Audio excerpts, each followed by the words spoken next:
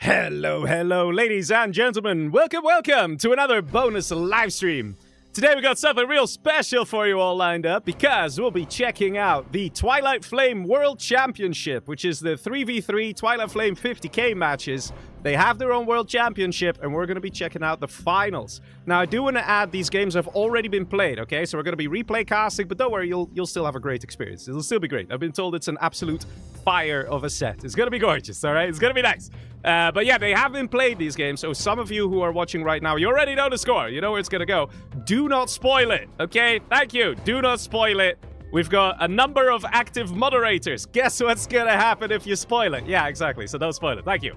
Also, if you happen to be fluent in Arabic, just saying, let me post a link right now to General Sahel, who already did this set, and he did it in Arabic. Absolute legend of a streamer, legend of a caster, so do check him out. Let me post a link. Again, if you don't know the score, don't know what's going to happen, you know, you can use that link to find out. But again, no spoilers. No spoilers. Very, very important. But I do want to link him real quick, because, yeah, he's great, man. He's great. All right. So, this tournament actually is a $7,200 tournament. That's the prize pool that the players were fighting over. And it's been sponsored by Oxygen and organized by Pocha, or Pocha, or Poca? I don't know. I'm not entirely sure how to say. Sorry. He's a great guy, though. He's a great guy. He asked, you know, some stuff earlier in the week as well if I was interested in doing some other stuff. But I couldn't. But I'm going to do the replay cast now tonight. And it's going to be nice, guys. It's going to be nice. That's all I can tell you. We have Team Crocodiles and Team OoE, who are going to be facing against each other. Team Crocodiles consisting of Jazza, Hassan and ReaL versus Order of Elites. OoE, it is Marakar, ExCaL, and Mamo. So very, very powerful players indeed. Definitely the top players you could possibly have here in the Twilight Flame tournament. Definitely the best of the best. There is no better than these teams. There's nothing. It's impossible, okay? It's really impossible. Now, before we get started with the first match, I do have to go over a few basic things. One, this is Pro Rules, all right? So some of you might be like, ooh, a tournament with Pro Rules. This is new. I like it. But it is a different Pro Rules, all right? This is Twilight Flame Pro Rules, which is the same Pro Rules as we're used to, but it is slightly different. You can write !Pro Rules in the chat in Twitch or in YouTube, and you can see the difference that comes in with Twilight Flame Pro Rules, because it is mentioned on the website as well. But let me quickly go over those things. So, Air Force Carpet Bomber is not allowed until you're General rank number 3. There's no super weapons except for upgrades, so Super Weapon General does not get a particle cannon. Okay, that's a key difference. Stealth Commanche upgrade is not allowed, so you can get Commanche from, you know, the Air Force General, but you cannot upgrade the stealth thingy. Let's see what else is different. Demo upgrade is allowed, all right? And there's another one which is a bit quirky in my opinion, but you know, hey, it's what everybody agrees on, which is a max of 2 defenses per team at the oil area. All right, so I'll pull that up in a sec. I'll go over that one again, because it is a little different, because it's literally specific to the map Twilight Flame. Look at this. Look at all the lovely replays that were sent in by my confidant, who sent me everything. So I have no idea what's happening here. A lot of matches. As far as I know, it's a best of 11, which means a race to 6 victories. But I think we have more than that here. So I don't know how that works, but it's fine. It's fine. But yeah, so the 2 base defenses, that's important per oil area or something like that. Unlimited tunnel networks are allowed. For some reason, they don't see them as base defenses. Okay. And infantry generals not allowed to capture reinforcements pad. No more than 2 combat Chinooks for Air Force General. And that's about it, right? And basically, I've been told that if the guys break this rule, break any of these rules, they automatically lose the match. All right? So no pressure, right? Just automatically lose the match. So it's still a lot of stuff to keep in mind. I have a little cheat sheet here with all the rules. If you guys want to check out the rules, they're also in the description of the YouTube live stream. All right? So yeah, I think we are ready to go. Ladies and gentlemen, are you ready for match number 1? Let me get myself set up here. And then we load the first replay. Oh, boys. Here we go. This is a Twilight Flame World Championship Finals. Team OoE versus Team Crocodiles. See it happen, boys. Is everything working? Here we go. All right, so some of you might be a little concerned because you'll be like, oh, whoa. No, that's not looking good. Okay, one sec. Let me restart the game. There is one thing that I gotta do as well, because I've been told there's a little trick, which I'm quite psyched about. which allows me to play the replays back at 60 FPS, all right? And I've been told this also works on any single-player thing you want to do. So let me restart the game real quick. I'll show you guys a trick, because then we can have a smooth way of watching back the replays as well. So you have to hold control, and then do the numpad plus, and things start to speed up, okay? See it speeding up? There we go. And now if you hold control and shift, and you press the minus on the numpad, there we go. We slow down the logic, which is the game speed. And there we go. Now if I play single player, I'm going to have a smooth camera operation, smooth replay watching as well. So that's a nice trick for you guys. Found this out today. By the way, shout out to Mauler for letting me know. But that's a cool trick. Look at this. Look how fast the menu is. The menu is very exciting, right? Okay, so let's do it. Let's do it. One sec here. All right, ladies and gentlemen, are you ready? Let's see if it's all going to work. I hope so. So, is it smooth? No, it's not smooth. Wait. But if I now do Control Plus, then we are good. All right, ladies and gentlemen, we are off to the races. Look how buttery smooth that camera operation is as a replay. Who knew it was possible? But yes, ladies and gentlemen, at the top, we have Team Crocodiles with Hassan Leb as Stealth General, all the way on the right side. On the left, we have Jazza with Tank General. And on the very left here, we have Demolition General for ReaL. They'll be facing off against the Order of Elites, OoE, which consists of Mr. Marakar here as a normal USA. Down below him, we have Demolition General here for Mamo. And all the way on the right, we have the one and only ExCaL as the Tank General. Now remember, guys, it is 50k. Everybody started with a lot of money here. So it is going to get nice and spicy, nice and quick. Look at that. Number of war factories coming online. You might be like, this is crazy, man. This is crazy. But here's the thing. Everybody's doing it. Look at all the arms dealers, man. Look at them go. Everybody's getting a whole load of production up because they want to spend that cash to go in for the attacks, go in for the kill. We actually see a lot of airfields going up here for Jazza. So Jazza, although he's a tag general, he's like, you know what? Let's go for MiGs because MiGs can be very effective. Let's see. The USA over here, Marakar has sent a Chinook forward. Let's see what's inside. Just a ranger to deny the little worker building the tunnel here. And let's see, going further into the base. Oh, no. Going over here to deny the other worker, just to make sure there are no tunnel networks here. So that is going to help the southern team a lot here with conquering the oils for themselves. On the right side here, we have Hassan Leb coming in with a worker on a bike. A nice strat, but an old strat. And we have a lot of dozers here on the mines. That is not going to work. Nicely done by ExCaL. Keeps his dozer safe, untaken the way he wants it. Let's see, fast technical coming in here from the pink player ReaL. Terratech coming in as well, gets denied here by Marakar. Does actually get the dozer though, so hey, it still helps a little bit. In the meantime, this tunnel over here has been established. Very important for Team Crocodiles to get the tunnels online so they can reinforce this area and most importantly, capture those oils. That is very important indeed. Let's see, the MiGs in the meantime are nice and operational. See, a Terratech did happen here. And does deal a bit of damage. S&D is up.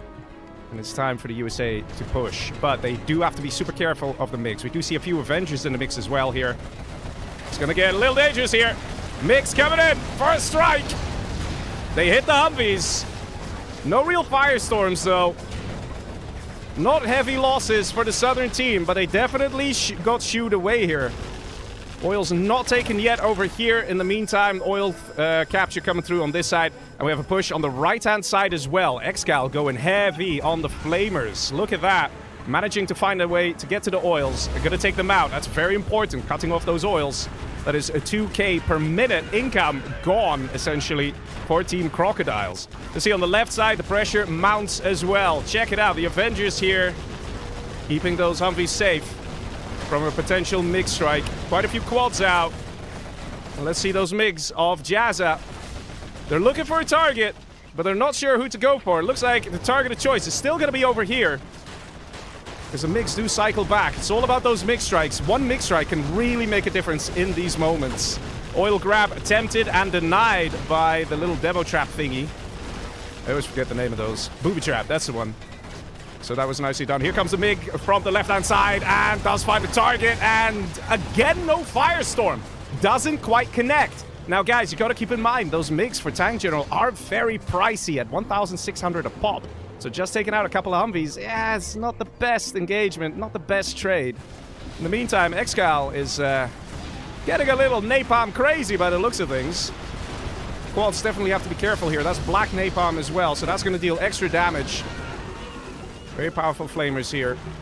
Some Scorps would definitely help, but unfortunately Stealth General doesn't gain access to them. What Stealth General does gain access to is battle buses. And that's what will have to be used here to get rid of these dragon tanks. Mix coming in, taking out the Gat tanks. Very nicely done. Hassan Leb trying to hold on and somewhat succeeding, but he did lose the oils. Whereas down below, we do have ExCaL still with the 2 oils happily collecting there. Let's see, Scud launchers enter the field. Nice hit there. Nice, nice, nice. Got some bomb trucks, actually. Hello. Hello. Actually takes down the bus. Scud launcher's just about getting back into the tunnel. Just about surviving there. Close call, close call. And slowly but surely, Team OoE, the Order of Elites, pushing in. They've taken out the oils over here. They've taken out the oils over here. Well, they still have all their oils, and that is very important. That's a lot of extra income going to their side. Now, let's see what's happening. Artabarrage comes in. Gonna be on the supplies here. It's gonna be a little annoying here for Jazza, who already has been relying on the few supplies he's been given access to. This one now needs to be rebuilt. He's still only got this one. And not that many MiGs left either. Looks like a push might just come in. Yeah, maybe yes, maybe no. Definitely looking problematic here. Got a nice Overlord in the mix as well. Humvee slightly exposed here for a potential MiG strike. Jazza could take the shot. Chooses not to. There are quite some Avengers out. We have a few quads coming in. I don't know why these quads manually walked here. Is that a dozer? Somehow I don't think that's a dozer. Hello, look at this one, eh? Are you a bomb truck? Okay, I think he's a bomb truck. A bomb truck. That's actually almost taken out a bus there. Let's see, units moving in on the top side here. Jazza is definitely in trouble. Losing the other supply here. Another bomb truck coming in. Oh, and that is pretty effective there with the bomb truck from Hassan Leb. Let's see, we do see the tunnels going up here, trying to defend the mate. MiGs in position, but again, it's going to be difficult to strike. Maybe there's one Avenger in the back. We have a Jarmen on the bike here as well. From the blue player, Mr. Mamo, Demolition General. Let's see, the push goes on to the right. Going to deny the income over here. So far, things are really looking bad for Team Crocodiles. Couple of buses here of Hassan Leb. Going to try and find something to destroy. Could potentially go for the oil. Would be risky. Well, let's see. Things slowing down a little bit. And here is Jarmen on the bike. From red. And they're going to steal power. Did Mamo just take that as well? Yeah, so Mamo had taken the dozer and is building... Where's his power plant? There it is, in the back. Mamo going to get the power up. And that means he's going to have increased production speed for GLA stuff. Which is going to help him. But Hassan Leb tried the same thing. Hassan Leb stole that same dozer. Looks like Marakar is having none of it. Coming in with a nice army.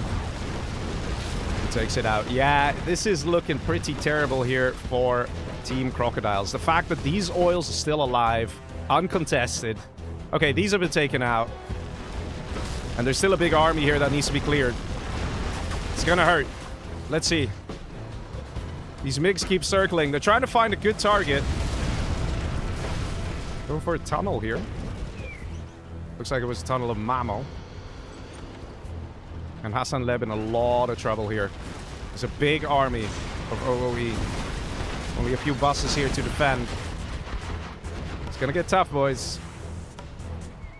I don't think that Hassan Leb has anything to deal with this. And the army combination here of OoE is very powerful. There's no way that MiGs will engage this. It's way too risky. Let's see what we have over here. The Demolition General of ReaL. If he had a couple of tunnels around with maybe a handful of Scud launchers, that could help. Not seeing many tunnels. We've got some buses coming in from the south from ReaL to try and help out. And they're trying to squeeze out this army. We're finding some success. Buses are pretty good at taking out Gat tanks. Rebel Ambush comes in as well. Takes out a chunk of the units. Team Crocodiles definitely hanging on. Scud Launcher is out of position here. Get taken out by the Overlord. Still managed to fire. And hits on the Humvees. Nice hit. Nice hit. And let's see. Still a bit of an army remains. Let's see what's happening down below in the bases. We have an internet center going up for ExCaL. He's actually getting some hackers out. For the rest, yeah, it looks pretty peaceful here. We got a couple of markets going up as well. So Team OoE is getting ready for the late game. Look at the number of drop zones here for Mr. Marakar. Very nice. We'll compare that with the other team here. Yeah, they don't have much. They lost those oils early on. And there were some heavy attacks here. Oh, lol. Oh, this is great. Oh, this is great. Yes, hijacker! Nice! Does he get to take out anything? Nah, too many ECMs. But hey, man, getting rid of the Emperor makes a big difference. We actually have Marakar building supplies here. What is this? While there's still Hassan left collecting here with the stealth supply. It's not every day you see something like this. There's actually a random demo trap here as well. But let's see, man. Let's see. Mine drop gets called in. Jarmen of Mamo sniping some workers. And Mamo with all the lovely tunnels here ready to pounce onto the tank general. Let's see. Buses coming in. And let's see what ReaL can do with these buses. He needs to find some success. He should be able to take out everything here. Will he manage? One bus goes down. For the rest, everything gets cleared. But where's the cash bounty? Where's the cash bounty? I'm not seeing cash bounty. What? He has a command center. Did he not go for any cash bounty? Yikes. I think they went fully for the Devil Rebel ambush then. Which is nice, but you also need money to survive, and taking out a whole load of units like that does add up. It is worth quite a bit of cash. Mamo Nudge is coming in with a load of Humvees. Nice Scud Launcher in the back here. That does put a bit of extra pressure. Does Mamo notice it? Because those Scuds will destroy everything here. Oh, look at that. Nicely done. Takes out everything. Yeah, no cash bounty, though. Would have been good cash bounty. Cash bounty, very nice. A lot of money, a lot of income. But I guess everybody wants the Rebel ambush, right? Where you can literally delete any army of your choosing. The game wasn't played in the patch, I've just been told. Well, that should still be alright. So let's see. Rebel ambush comes in over here. There are mines here as well. I know sometimes mines can contribute to like a crash. Oh, and now, whoa! You saw that? Okay. Well, it didn't crash. It didn't crash. What the hell was that? Did you guys see that? Like some weird UFO stuff. Yeah. Okay, but the game is working. The game is working. But let's finish this match as it is, because I have a feeling... I know we have ExCaL here. There's some weird malfunctions happening. The game time is malfunctioning. A couple of weird things happening here. Maybe it's just this replay? Maybe? It's something weird, man. Something weird. But it's fine. I mean, let's be honest. We kind of know where this game is heading. Because Team OoE absolutely dominates this match here. We've got Hassan Leb. He's got basically nothing here. He's got 2 barracks. And he's got 1 supply. Let's see if I dare putting up the FPS again. Let's see. There we go. All right. Let's see. So at least we have the smooth scroll, right? Yeah. Nice. Okay. So let's see. Mamo over here. Look at this guy. Look at this. Very nicely done. He's got all these tunnels in a great position here.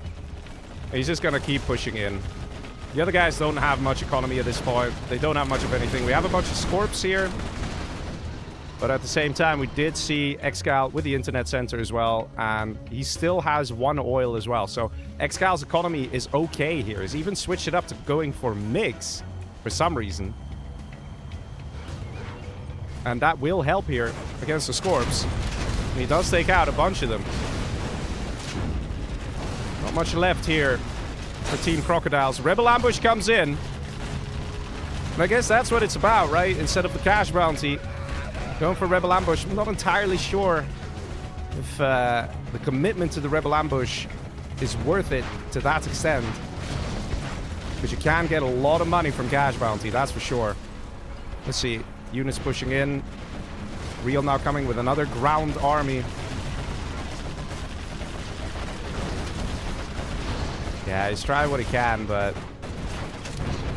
OoE still has this. They're doing way too much damage. Another airfield being destroyed, and slowly but surely, Team Crocodiles is losing more and more grip on this match. I'm surprised they're still playing. I thought they would quit out, basically. Apparently we have all these weird pop-ups. Yeah, something's going on with the game, man. I think I just got to restart it. I think that's it. Maybe it's something with the replay. But there we go. The surrenders come. And another crash. Yeah, I don't know, Matt. Maybe it's something with the replay. Maybe it's something with the replay. But there we go. Another crash after the players surrender. We'll see. We'll see what happens here. But that was a weird graphical glitch, man. That was a weird graphical glitch, not gonna lie. But yes, that is a victory for the Order of Elites. Definitely, 100%. But let's see, man. Let's see. Let's load the next replay. See what's gonna happen. Hopefully everything will be alright. But that was weird, man. That was weird. Couple of bugs. Not used to those kind of bugs. But yeah, so ladies and gentlemen, let's go to the next match. We're now going to see the reverse. Which means the players swap positions and swap armies. Alright, let's see. Is it working now or not? Yeah, that was fine. That was fine. Like nothing's gone wrong, right? Like what is this? Anyway, I'm still gonna try. I still want to have the smooth camera, man. Hopefully it's not gonna crash. But yeah, I mean, that thing with the rebel ambush, that was a little weird. That is potentially worth looking into, I would say. But anyway, ladies and gentlemen, here we are in the reverse. This time, OoE is on the top side and Team Crocodiles at the bottom. They've also swapped armies, so we have everything nice and fair, you know. So Marakar over here in demo. We have a Tag General here for Mamo and ExCaL on the right as Stealth General, happily getting a whole load of arms dealers. Look at that. They will be facing Team Crocodiles, consisting of Hassan Leb as the Tank General, who's not getting as many war factories as I thought. He might be getting them down here. Yeah, there we go. Down below, we have Jazza as Demolition General.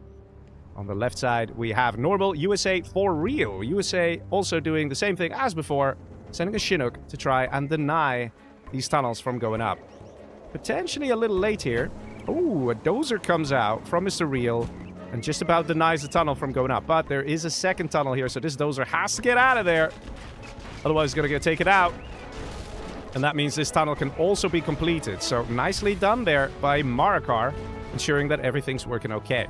2 war factories down below over here from Mr. Hassan Leb. And what's this? Hello. Okay. If the first unit is a dragon tank, man. Oh my god, no way is he gonna get it! Oh my god! ExCaL! ExCaL steals the dragon tank and flames down the war factory. Ouchies! And there's a second hijacker coming in taking the dozer. No way, man. No way. This is very problematic for the southern team. Because just like that, ExCal's gonna get power plants. He's already taken the command center as well. That's insane, man. At the same time, losing a war factory here.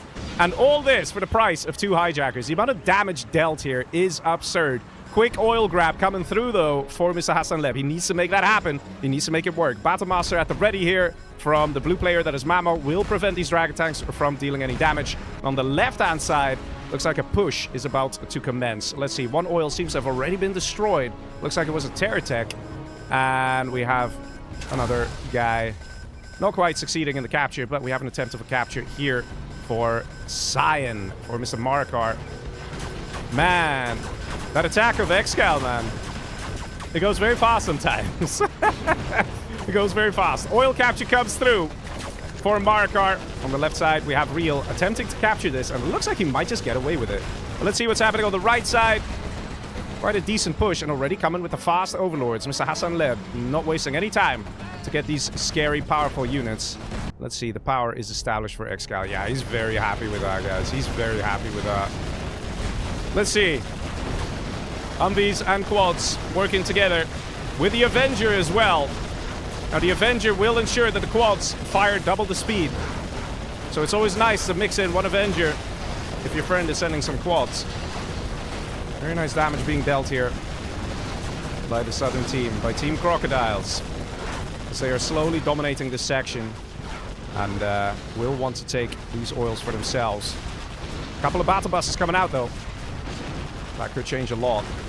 Let's see. ExCaL with the battle buses get laser locked. There's no Jarmen in the buses.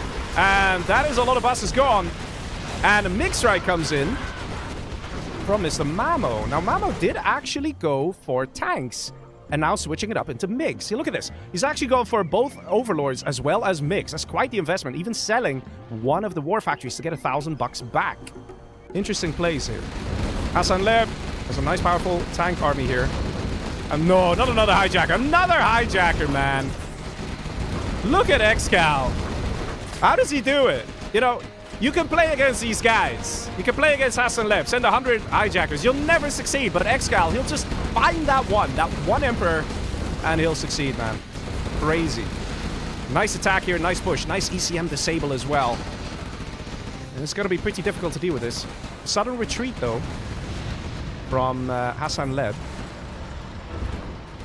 Probably he's not feeling comfortable to keep up the engagement. Maybe he wants to regroup and work together with an ally. Scud launchers have entered the field for Marakar. Let's see.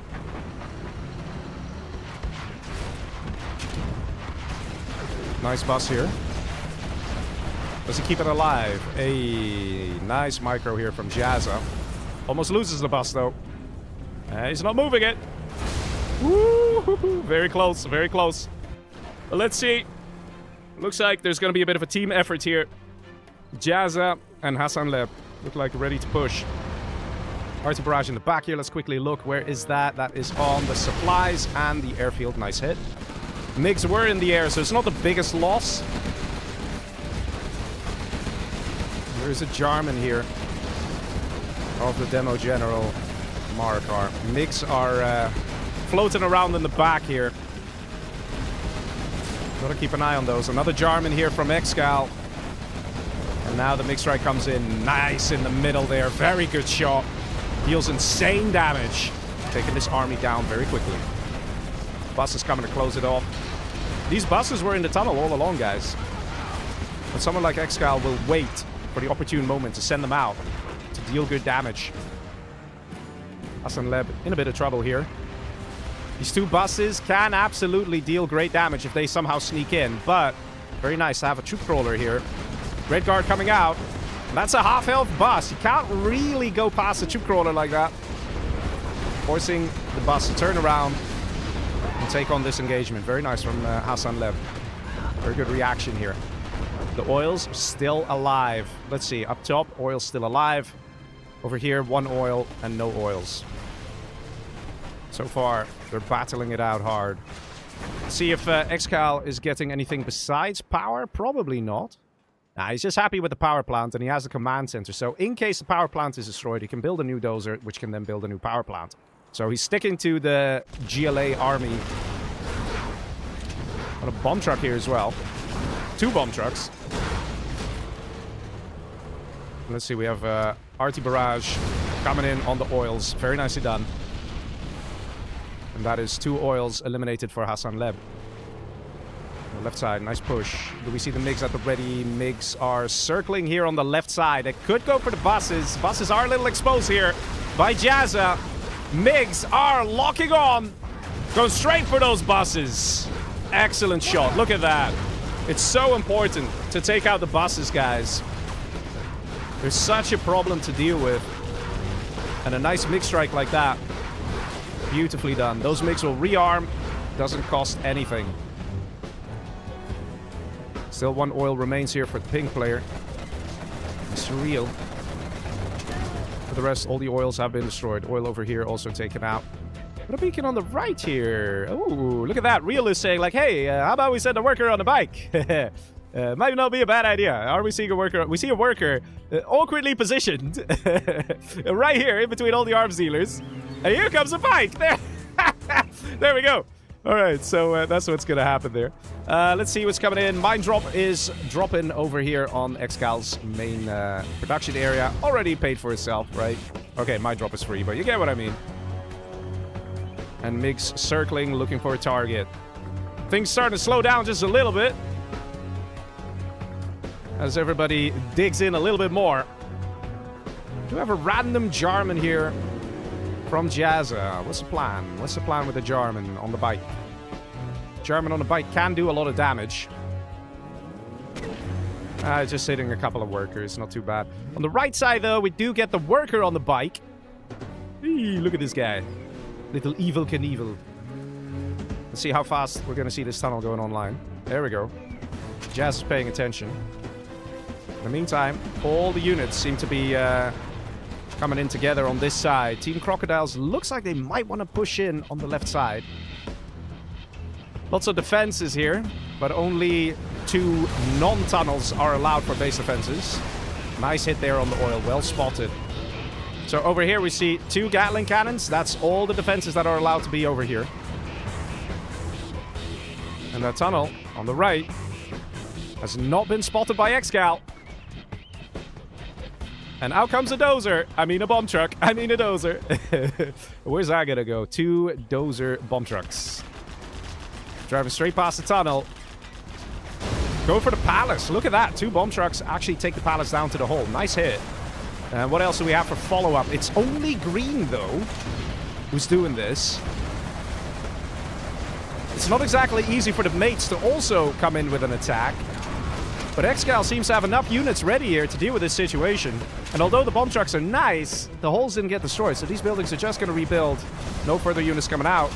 Rebel ambush. Takes out some buses. But they may have been empty over there. Oh, hello, Tomahawk. Okay, well, that was a happy Tomahawk. Humvee's pushing in.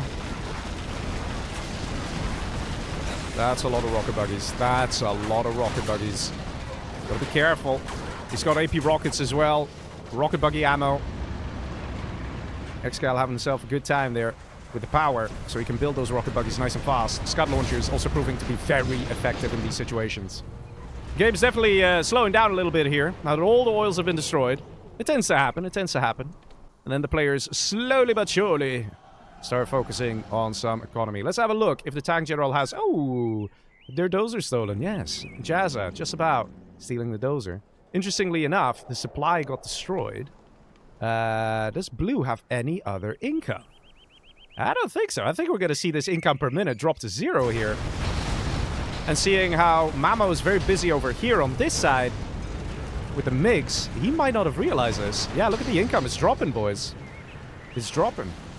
Pretty badly. We got a beacon here as well, saying help. Casual chatter dozer, casually building a tunnel network. Don't worry about it. Jazza now has power because he did steal that dozer and he placed the power scaffold somewhere. I don't know. Somewhere safe, I imagine. Let's see. Scud launcher coming in. You cannot pop from here. But hey, definitely mess up Mamo. And interestingly enough, guys, look. Should I look at the glow? Should I? No! Oh, okay. Oh, the guy quits out. All right. Hey, look at that. It didn't crash. Hey, woo. All right. I don't know if that means we solved the issue, but we didn't crash. Okay. All right. So it's fine. We continue, boys. We continue. All right. RT Barrage comes in. It's not a power plant. Will it crash the game? Now I'm really curious. It didn't. Okay. All right. It's safe to look at power plants again, apparently. All right. That's good to know. That's good to know. But yes, let's see. So we did see Mamo over here who got eliminated. I think this was the thing that... Was it Mamo who said that in a live chat? That he disconnected? Because his units and stuff didn't get passed on to his teammates, right? So there is that. There is that. But, you know, now it's just Marakar and ExCaL on their own. Okay, it's a 2v3 for Team OoE. Let's see how they're going to do. All right, ladies and gentlemen, we're back. Let's enjoy. Yeah. There's some random mobs with random AK-47s. Hoping to deal the damage. Supported now by the rocket buggies. Nice rebel ambush there. Takes out a chunk of the Humvees. And the mobs are actually pretty effective here on these small little hills. Somehow they're actually shredding quads. But let's see. Number of Humvees, it's not too many. Running a bit low there. And nicely spotted here by Mr. ExCaL that he could take out an Avenger here and there. An Avenger is still a very pricey unit, guys. 2,000 a pop. Here comes a random MiG from Hassan Leb. Hassan Leb also seems to have switched to MiGs. Yeah, look at that. He even sold his war factories. He still has one here, but He's not really in the business of making tanks anymore, this tank general. He's just going to have a couple of MiGs here and there. Because they can be very good at taking out the exposed targets there. Like a bunch of rocket buggies. Or a bunch of scud launchers, right? That's why we're seeing Stinger as well. Now, to my knowledge, they can only have 2 base defenses here. So, we have a Stinger side here. Can't have another Stinger side. We already have a sneak attack on the left-hand side from Mr. ExCaL. And how is this going to get stopped? We actually have an Emperor tank coming out. That's interesting. He probably stole that one. Battle buses. That is a lot of battle buses. Oh my god. That's a lot of battle buses coming out here from Mr. ExCaL. And you should try and get out of there. Avoid confrontation with the Humvees. Rebel Ambush comes in. That's a very nice hit there by the green player, Mr. Jazza. Using that very necessary Demo Rebel Ambush to take care of these buses. Just like that, the threat has been neutralized. Very well done. Anthrax Bomb, in the meantime, hits the base on the right side. So even though it's 2v3, it is still looking pretty scary here for Team Crocodiles. Let's see, one random MiG here from Hassan Leb, and does get taken out though. That's a bit painful. And Scud launchers closing in. Another unmanned Overlord over here. Got a bunch of beacons here from ReaL. Saying there's a Jarmen on the bike. Oh, and there we go. Another army steal happening here. Mr. Marakar, who didn't have power. Okay. Did that just happen? That just happened. Okay, so green now came and snatched the same dozer. The seat is still warm, boys. Just keep switching driver every 3 seconds. So now we have Marakar, who has power, but also over here Jazza has power. He even throws down a command center as well. Quite a heavy investment at this point in time. But let's see. It's a good idea. We did see some Overlords before, or we did see one Overlord before from ExCaL, but that one was stolen because we're not seeing any tank general technology, which makes sense. Some of you might be like, why is he just not building his own Overlords? Because if you have to get a China supply center for no reason, and then a China war factory, and then a China propaganda center, and then you can build the Overlords, that is such heavy investment. If instead of that money, you just have, you know, a nice big quad army with buggies, you can do a lot more. And that's how these guys operate. Every single bit of cash, every dime, needs to do something. Needs to have some sort of purpose and bring them closer to a victory and push the enemy further and further back. Quite an interesting position here. Scud launchers finally have arrived here from Mr. Marakar. Can make a big difference. Let's see. Mick comes in from the south there. Very nicely done. Hassan Lev and the Avengers take out the Scud missiles. Very important. Over here, Humvee slightly exposed. 2 Humvees going down. Nice hit. It's all about the unit positioning, as you guys can see. Sneak attack now on the right side. Tunnel network going up over there. And no real way to defend here by the looks of things. Quads moving out. All the upgrades researched by ExCaL. Very powerful units here. And ExCal's still over here harassing these guys. Who are now frazzled. I'm not sure how to deal with this situation. Look at that. 3v2. Order of Elites. Coming in. Not giving up. Just because they're 1 man down. Let's see. RT Barrage comes in from the red player onto 2 markets here. Will that actually kill both? Let's have a look. I think it's a level 2 RT. Yeah, it only kills 1. The other one just about survives. And ExCaL wastes no time. He sends workers out of sneak attack. Builds a couple more tunnels. Puts more and more pressure on Team Crocodiles here. MiGs coming in, but these are going to be semi-suicidal. They take out a bunch of the rocket buggies, which does help. It paves the way for the bus here to be a bit more effective. So far, nicely done here. Mr. ExCaL, as he maintains his position. He's not kicked out. In the meantime, over here, Pink is pushing back because he knows ExCal's busy on the right. So that opens up the opportunity to take out all the defenses built over here. And this has to be it. This has to be the nail in the coffin here for the Southern team. ExCaL being absolutely ruthless here, boys. Absolutely ruthless. We have an Anthrax Bomb. Is that... Where is that? That's on the production area of ExCaL. Very important to drop the Anthrax there. Must have been by Mr. Jazza. Well done. We have a War Factory. USA War Factory here from... Oh, that's from Pink. Okay, never mind. I thought it was Jazza for a sec. Scud launchers in the back here. Oh, they're actually attacking in this direction. Rebel ambush from Jazza. Comes in, takes out a nice big army. It's amazing to see ExCaL, how powerful he is in this match. Managing to keep these players at bay. It's mostly green, it's mostly Jazza here who's fighting. But still. Let's see, left side ReaL coming in with some units. We have Jazza coming in with a sneak attack on the top side. And counter sneak attack, this one from Marakar to come help his mate. Units go into the palace. That's a bit of a Fargo pop. That could have gone worse. That could have gone worse for Mr. Marakar. He did lose like 3 Scud launches there, which is ouchies. But at least he saved a bunch of them. That kind of hurts, man. That kind of hurts. Let's see. Anthrax bomb placed down in a slight panic, but it has been dealt with. So nicely done. In the meantime, ExCaL still is here. Still is nicely positioned in the bottom section of the base of Team Crocodiles. A load of tunnels as well. It's not easy to take out, boys. We hear another sneak attack. And that is a bit further up. And that could actually be real catastrophic here. Hackers are exposed. Not sure if this is just a distraction or to keep these MiGs occupied or to get general powers to be called in while ExCaL tries to defend here. No, it doesn't seem to be the case.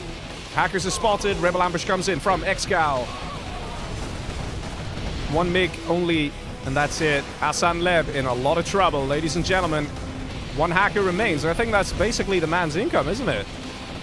Hacker taken out. Prop center attacked. Once that's gone, it's basically over for Hassan Leb. Some quads come out from the green players, selling off of the barracks. Does Hassan Leb have any other income? I don't think he does. I think he's got nothing, boys. Let's see. Green has actually pushed out ExCaL from all the section here, apart from this one tunnel. Will he spot it? Nope. It remains there. Remains hidden.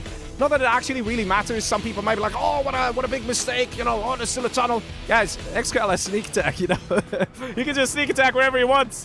That's the thing, man. That's the thing. Is Marakar focusing on secondary eco and ExCaL being aggressive? Let's see. Marakar does have 14k per minute.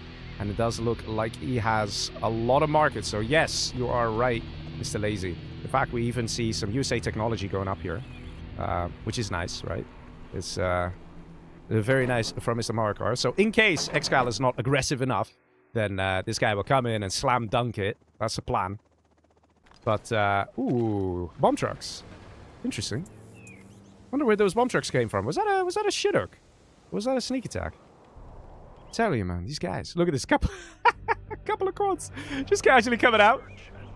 See what's going on. Yeah, Hassan has nothing. Look at that. 0 cash per minute. He's got 800 bucks. And we have a sneak attack on the top side here from Jazza. Yeah, that's easily taken out here. Easily.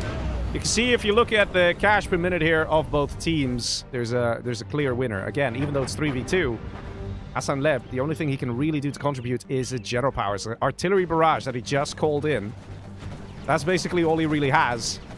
Let's see where he used the RT on the power, but I mean, that will just get rebuilt. It's not the biggest of deals. Marakar used the Shiduk bomb trucks as lazy. Crazy, man. Yeah, look. He's got the Shiduks, he's got the bomb trucks. I mean, hey, why not, man? If it works, it works, all right? If it works, it works. And if you're this far ahead, yeah, why not, right? It's all good. If you look at the situation right now, Marakar's income is basically that of Jazza and ReaL combined, right? It's crazy.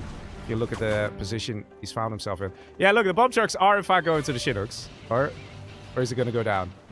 Ah, never mind. It would be fun, right? Oh, wait, yeah. Wait, yes? No? What's in here?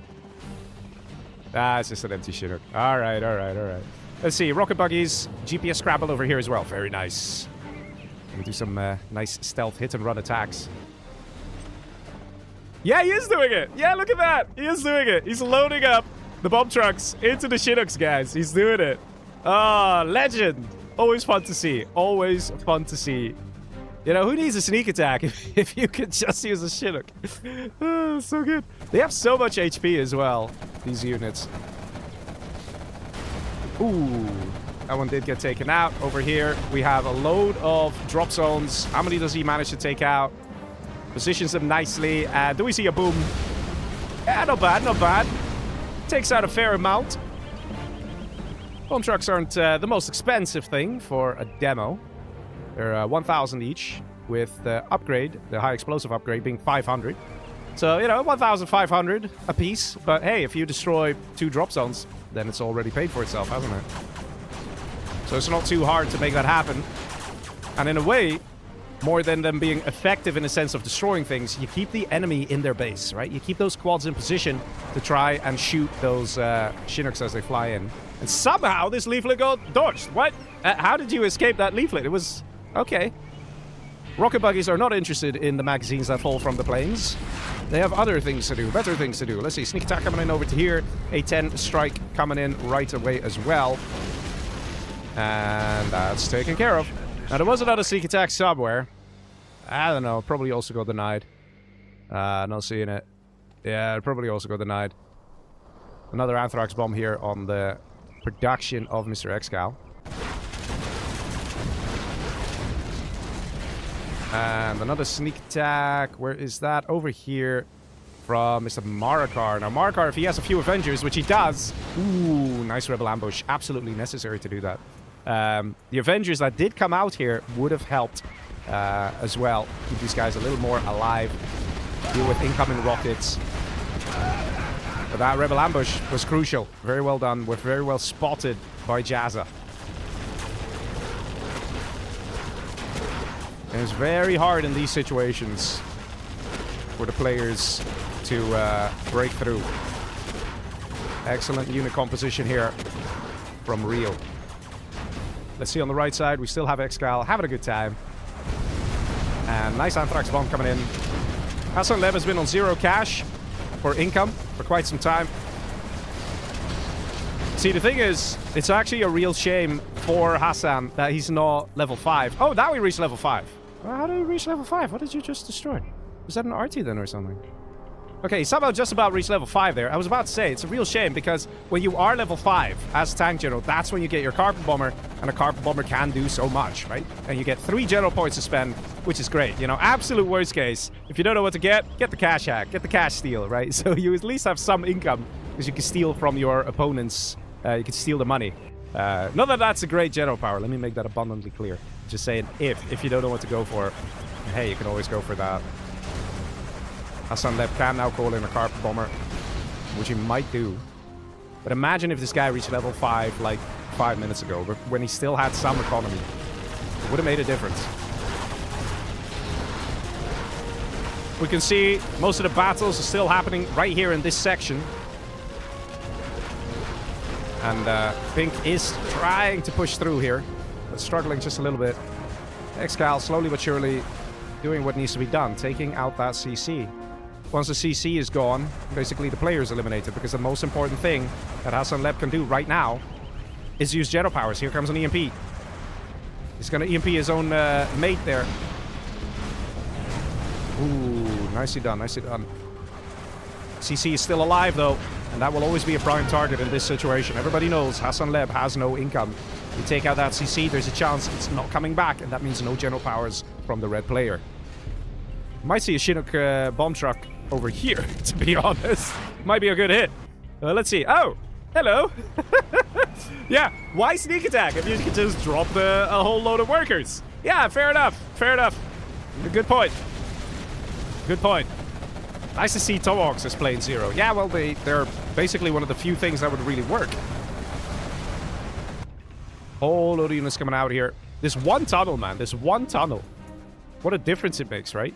Anyway, Hassan Lev trying to send the one dozer he has. Carpet bomber now coming in. Might actually be a really lovely carpet bomber. Might actually get a whole load of these rocket buggies. ExCaL!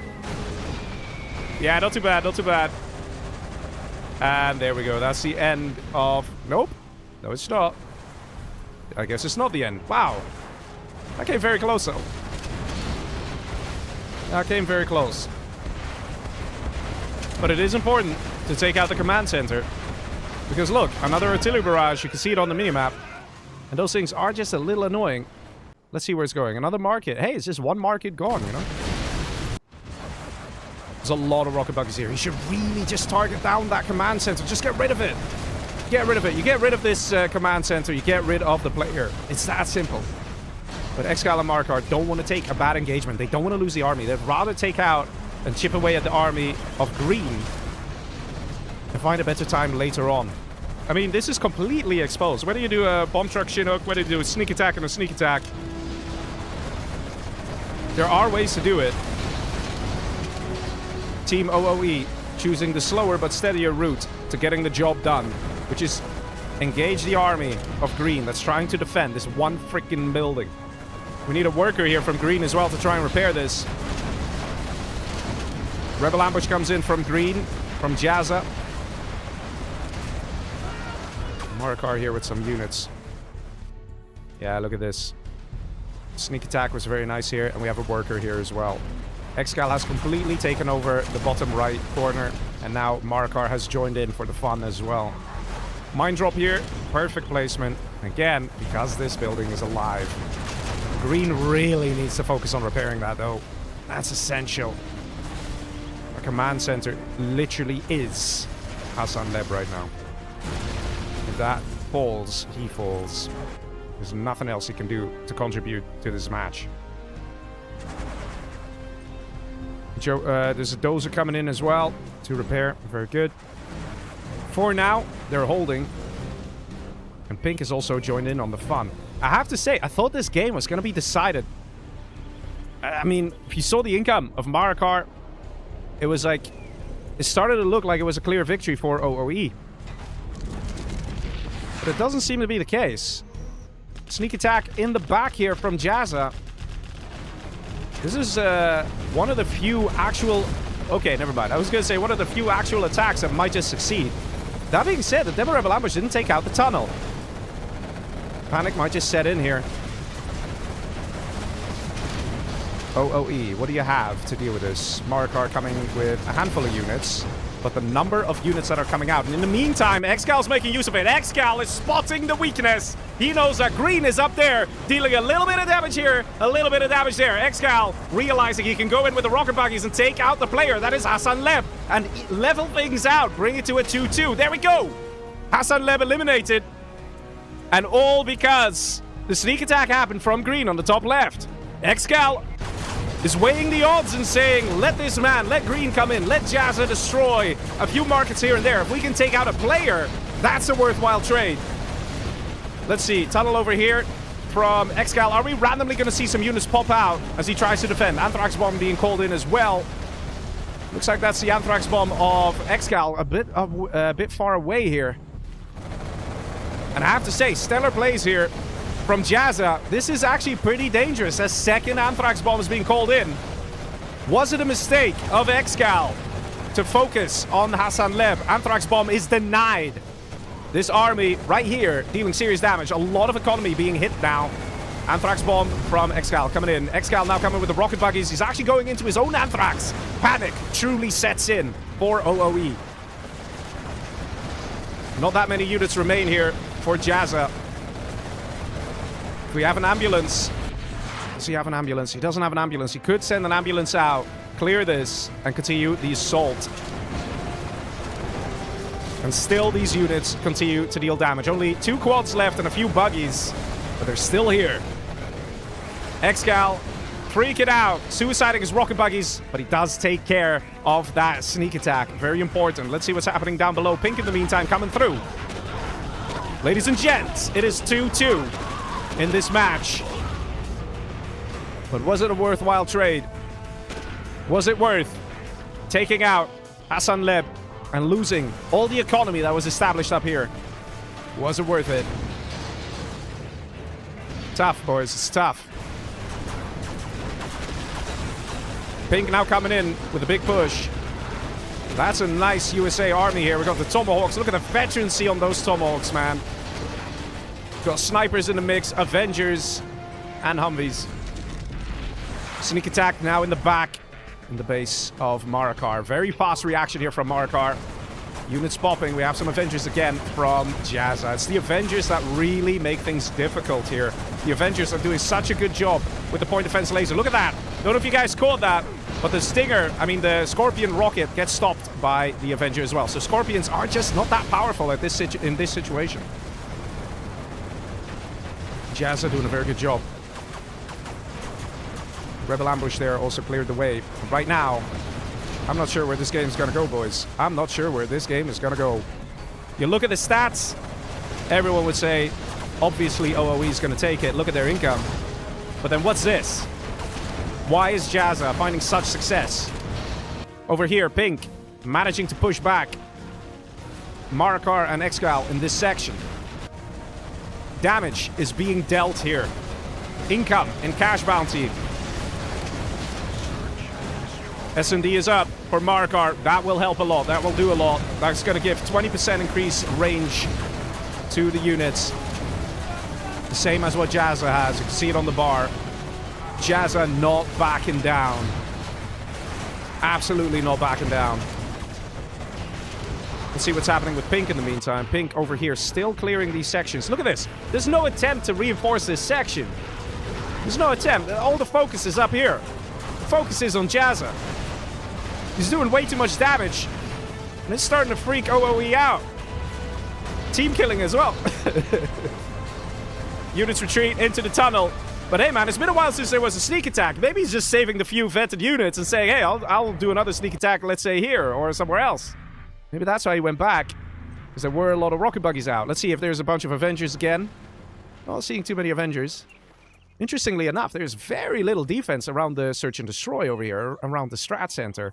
Which could mean, if a sneak attack does happen here, and the Strat Center's taken out, and the range advantage is lost. Oh my god, you gotta be kidding me. The same freaking tunnel still alive. Okay, let's see. On the left side, Moab gets called in. Double sneak attack. Do we get a Fargo pop? No, we don't. Not too bad. Nicely done. Nicely done. I have to say, man. This is so intense. You know, again, you look at the cash. You're like, yeah, man, OoE's got this in the bag, but... Okay, there's one freaking tunnel, though. It really irks me. How is this tunnel so effective? Ladies and gentlemen, if you're ever playing Twilight Flame 50k, apparently this is the location where no one searches for a tunnel. Apparently. Let's see, we got a beacon here from Jazza.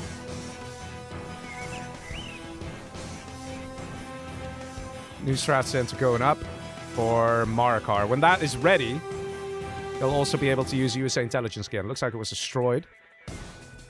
I'm gonna give a guess that that was because of a Spectre. Sneak attack on the left. Rebel ambush comes in. Taken out. You see, in a way, the beauty of the system is that you could just rebel ambush. I mean, you could just sneak attack and you know the enemy is going to freak and use their rebel ambush on it. Right? Random mobs over here from Marakar. Anthrax bomb. Okay, I don't know. But, oh, mobs go flying as they walk on the demo trap. Confetti! No, I'm sorry. Let's see. Tunnel has been established up here. Was that with a Chinook or a bike? Maybe a bike. Yeah, but this is the thing. Jazza needs to be careful, because if he does these things and loses his armies to a well-prepared OoE, it ain't gonna work. He needs to catch them off guard, like what he did before.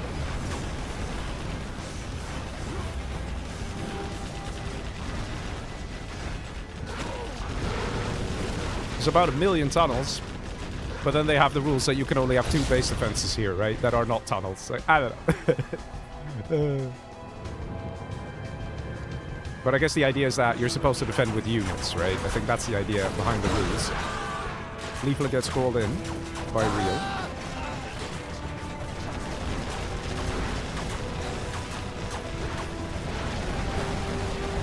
Yeah, Leaflet doesn't do too much here.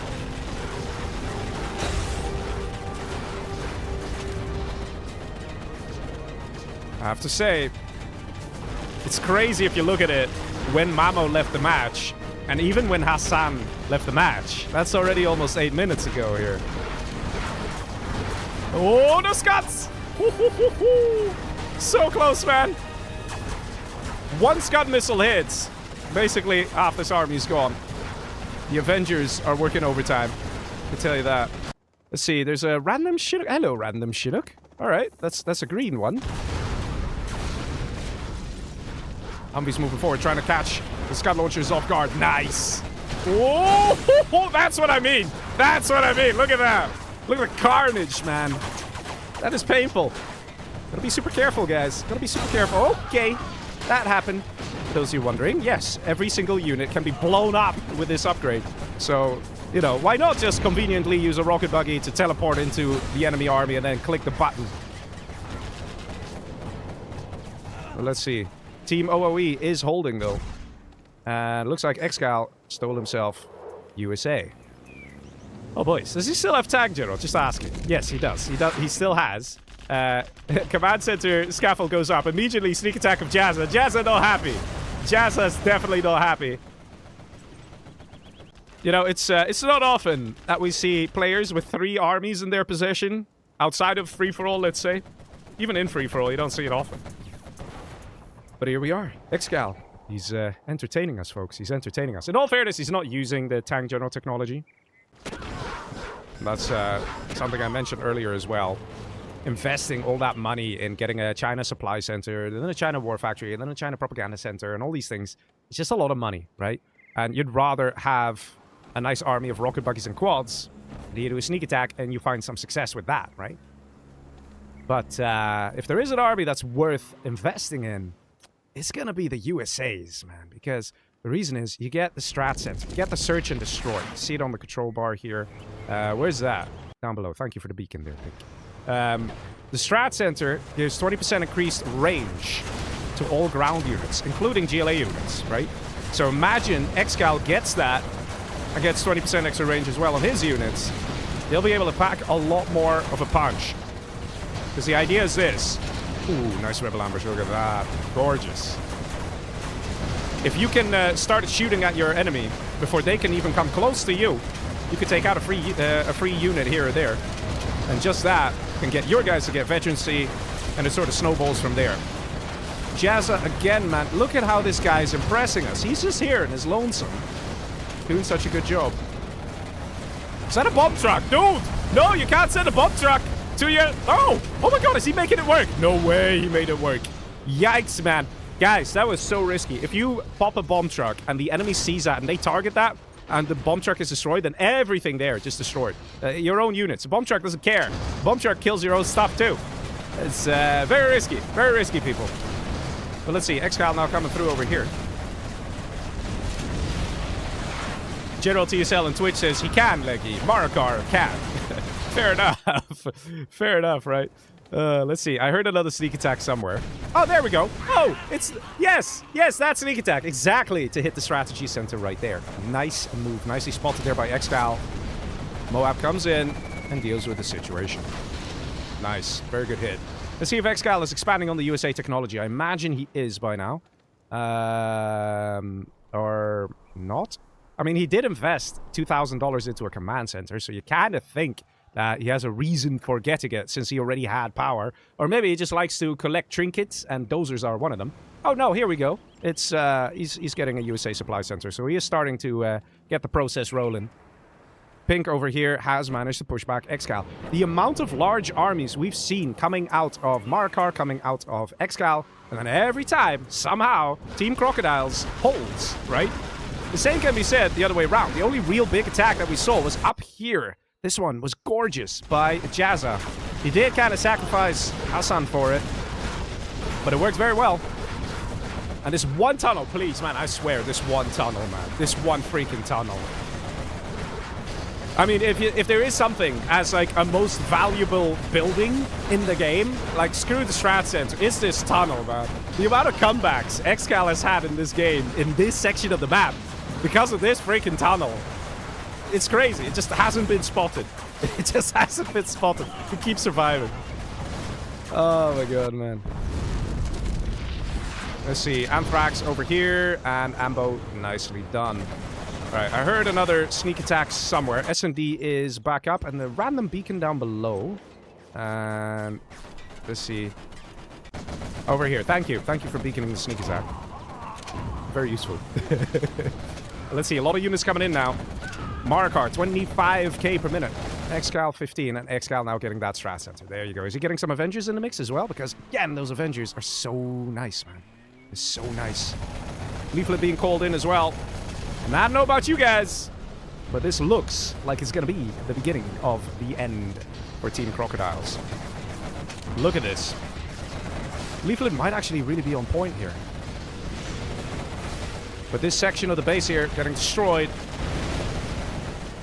And the units now amassing over here from pink. From Mr. ReaL. Who has to do it. Needs to come in from the back. Take out all these Scud launchers. They are so scary, so powerful. Let's see if that's going to work. Let's see if that's going to happen. And ExCal's getting very close to getting a Search and Destroy up. Guys, do remember that. Oh! There we go. Scud launchers, man. The top team seems to be doing it, says Abdo in the YouTube chat. Yeah, for sure. Let's see. Teamwork over here as well. Sneak attack from ExCaL. Dropped workers by the Chinook from Mr. Marakar. We're going to try and deal a bit of damage here. Jazza this time is ready for it, though. Can he hold? Anthrax bomb being placed down. Rebel ambush comes in as well, reducing the size of this army. Scud launchers do deal a bit of damage. Jazza getting a distracting sneak attack over here. I mean, look at this, guys. Look at this. It's just fascinating how these guys are struggling so hard. Serious arm wrestling is happening here, but things look to be going in the favor of OoE. Look at that. ExCaL and Marakar have done it. They lost their teammate on the 11th minute, and they survived, and they kept pushing, and they kept going and growing. Marakar focusing on that economy also definitely helped that he got USA, because he got Avengers out. He had Search and Destroy. And Jazza with the powerful attacks, man. So many crazy things happening. The bomb trucks as well in the Chinooks. I mean, hey, why not, man? He just took out 2 drop zones there, another one there. You know, it's all worth it then. Crazy game. Very tough. Look at this, man. All the networks, the tunnel networks being placed down. Moab then comes in, and again, the players try and hang on. They try and save each other. And this attack here, this attack from Jazza at the top side, top left of the map, made such a difference. Very nicely played there. I have to say, this is quite an intense match here in the finals of the World Championship. Ladies and gents, let's move to the next match. Are you ready? Here we go. We've only had 2 matches so far, boys. Only had 2 matches. All right, let's see if everything works, right? Let's see if everything works. Okay, fingers crossed, fingers crossed. Are we good? Are we good? Are we good? I'm not seeing anything. Why am I not seeing it? Oh. Yeah, looks like we're good. Okay, let me make it smooth. There we go. Ladies and gentlemen, we are now in a new match with some new armies. Let me pause it real quick so we don't miss the armies, because it's going to go fast, right? So over here on the top left, we have Mr. ReaL. Next to him is... oh, and he's demo. And next to him is Jazza, who's also demo. All the way on the right, we have normal GLA for Hassan Leb. Down below, we have ExCaL as normal GLA. In the middle down below, we have a freaking Air Force. Oh, right, nice. For Mamo. And Superweapon General for Mr. Marakar. Now, you might be wondering, Leggy, why are you making this weird sound about an Air Force? What is an Air Force? An Air Force, you know, planes, they're fun. Do they really make such a difference? The answer is yes, they make a huge difference. In a team game especially, they are brutal. Okay, having an Air Force on your team is amazing. And before you guys go, hey, wait a minute, then the teams are unfair. What the hell? How is that allowed? It's very simple. In the next match, everybody swaps positions and teams. So like that, it's still kept fair. But an Air Force makes a big difference in a game like this, as you can imagine, right? Especially there's 3 GLAs. You can do a lot of crazy things. You can get a lot of Raptors out, which will then help and reduce the health of the enemy quad armies. As, you know, this Superweapon General comes in with a handful of Humvees and just easily pushes through, and they win the game. But let's see, let's see. Are they going to win the game? Order of Elite. They have Air Force General, and they're enjoying life. And let's see. A couple of missile defenders get dropped, and a dozer, and we get a barracks going. Probably to try and capture this. So it gets a Humvee out. And we have an EMP Patriot drop over here from Mr. Marakar. How very interesting. Okay, let's see. The Rangers come in and shoo away the little workers. Down below, we have another EMP Patriot. So they got to be careful on the number of base defenses, because that's already 2. 1 and 2. You're only allowed 2. And a worker gets dropped here. It's going to try and finish this. Now, fun fact. Even when it's EMP'd, you can evacuate units. Just like that. Oh! Oh! Okay. Well, that happened. A bit of a Fargo pop there. How many units? How many quads? Yes. That's a lot of quads. This EMP paid for itself a couple times over. That's for sure. But let's see. He's getting a second or third Patriot. Was 2, right? Anyone in the chat confirm? Or maybe this one doesn't count. But anyway, let's see. Oil grabs coming through. Raptors over here having fun. And looks like a tunnel was being established here by the red player, Mr. Hassan Leb. Alright, we'll have to keep an eye on that. Oil grab comes through, though. And this Patriot's still here. And an attempt to get a worker down here has been denied by the Air Force. Air Force very powerful. You can also very quickly take out the oils. And that's exactly what they do. Look at that. Oil's already denied over here on this side. Oil's still fine on this side. And oil's still fine on this side. And oil's now getting captured here. And we're getting even more Patriots. How many Patriots, man? Wasn't it 2 in total? He's going for 5. 2 per oils. Ah, per oils. Okay, but then wouldn't this still be 3? Or does this count as because it's not next to the oils? Hold the line. 2 up, 2 down, says Mamo. Ah, okay, but then what about this one though? Or is that because it's a base defense? Well, let's see. Push comes in here from Mr. Marakar. Let's not miss all the action.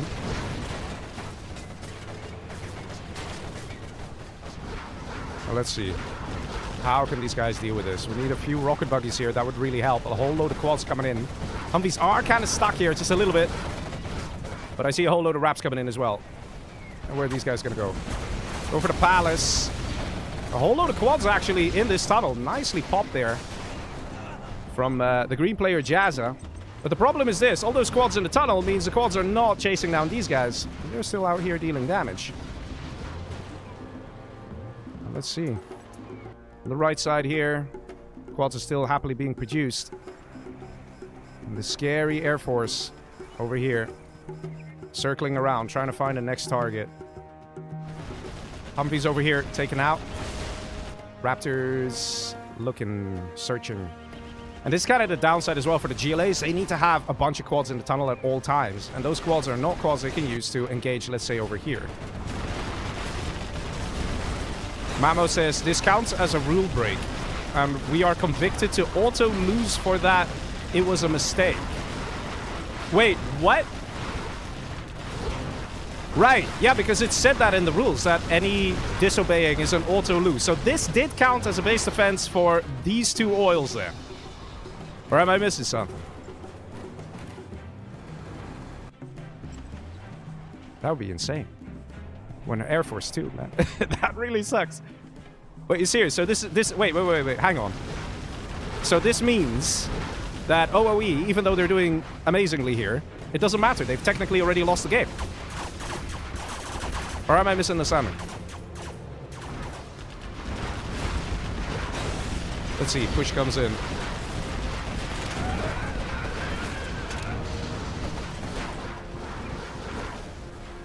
It counts as a rule break. Ridiculous, but that's how it went, says the real Marakar in the chat. Yeah, and I'm pretty sure that was the real Mamo as well. Oh my god. So wait, even the that one Patriot, if you had just sold it before you built this one, then it would have been fine. That's what this comes down to? That's what this comes down to. If this one was sold before building this one, or this one was never built, let's say, that's it. That's literally what it comes out. Yeah, it's a point for the other team, says Mamo. No way!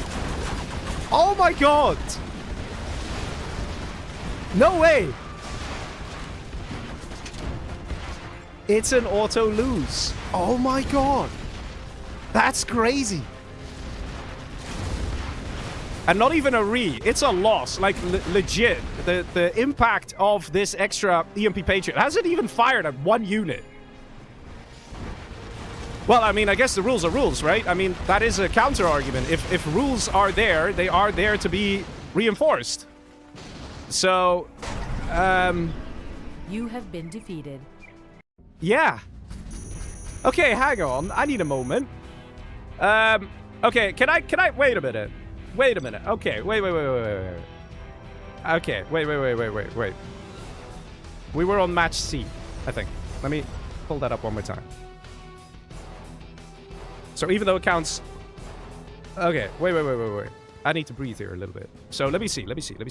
Okay, let me make it abundantly clear. Okay, I am not challenging the tournament. I'm not challenging the rules. I'm not challenging anything, guys. All right? It is up to the organizers and, you know, whoever's running the stuff to make the decisions of this or that. And if they have already clearly specified the number of defenses in a section, then fair enough. I kind of agree with those guys there, right? But I'm kind of pulling up this replay again to check the impact. Okay, just okay. So we have this one, and we have this one. So this is technically the last Patriot. Does this Patriot ever do any of these two ever do anything for the rest of the game? Just curious. Doesn't matter. I'm not disagreeing with what the people have decided. Let me make that very clear. Well, okay, there is a bit of a... Yeah, okay, they did. All right, they did actually... All right. Okay, fine. Yes, they did contribute. Yes. Fine. They did. It's not like they didn't do anything. Fine. But okay, all right. Well, that's interesting. Didn't quite expect that. Huh. All right. Well, the rules do clearly state. Let me pull them up again real quick here, so there's no confusion. The maximum of 2 base defenses per team at the oil areas. Right. So there were 3, and it says in the rules as well, if the rules are disobeyed, it's an instant loss. Okay, well, let me update the score real quick. If I can. How do I do that? And there we go. Well, I guess that's a stark reminder that we are all bound by rules. You know, the tax man comes for all of us, and, you know, all these kind of things. You can't escape, you know, the rules that have been laid down by the law. Prime example over here. So, yeah. I guess at the end of the day, it probably ultimately was more like a... Listen, even if your opponent has 1 scaffold and you have 999 units, it's still a rule break if you have a random Patriot on the entrance. And yeah, that's the thing. It's look. Let me make this abundantly clear. 1, it is very, very hard to organize a tournament and get everyone in line. Let me start with that. The second is, if you claim there are going to be punishments as an organizer of a tournament, you know, I've hosted some. A lot of people in the chat have hosted as well. If you say there's a certain punishment, if you then choose not to act on that punishment, then that's also not good, because people will be like, oh yeah, I'll just get away with it, ha ha ha. And before you know it, there is actual on-purpose foul play. I don't think this was foul play. This wasn't on purpose. And the impact is absolutely minimal. But, counter-argument, rules are rules. And that's it. So, yeah. I guess we could all agree that this situation just kind of sucks, just a little bit, right? I think that's the best way to describe it, right? Shall we just say it like that, leave it at that? You know, I'm sure the players didn't want this. But hey, it's a sticky, difficult situation. But hey, it is how it is. All right, then we move to match D. Yeah, all right, ladies and gentlemen, let's go. Next match. Are you ready? Haha! We have the reverse now, which is actually pretty painful, because they were with the Air Force, right? So yeah, let's start below here. All right, let's start with Team Crocodiles, who now has ReaL as a super weapon general, and we have Jazza as the Air Force, and we have over here normal gilet for Hassan, and up top we have ExCaL here as normal gilet, and we have Mamo as a demo, and Marakar as demo. Now, like I said in the previous match, right, when I saw this, I was like, oh man, this is going to be a problem, right, the Air Force. Yeah, I suspect it's going to be a pretty tough match here for OoE. to deal with this, especially as 3 GLAs versus 2 USAs in a GLA, and one of those USAs is Air Force. We actually see Humvees here. Now that's very interesting. That is like some serious like psychology here, probably from Mr. Jazza. The idea behind this is probably that this team is super convinced there's going to be Raptors everywhere, so they go crazy on the quads. But with enough Humvees out, you can absolutely beat back all those quads. We have a barracks being created here as well. Interesting dozer drop. Interesting rush as well. Terror tech being created here by ExCaL. And a little annoying Chinook flying to the back, probably dropping a Ranger to slow down the cash collection here for ExCaL. But let's see. Yeah, Humvees coming out. Look at that. 2 USAs pumping out Humvees. That's going to be tough, man. That's going to be tough. Let's see. Workers over here also denied. Nicely done. We have a worker bike coming in from Hassan Leb. 2 worker bikes, in fact. We have a worker bike going this way. Not sure what the plan with that worker bike was. Unless they didn't even realize the units over here.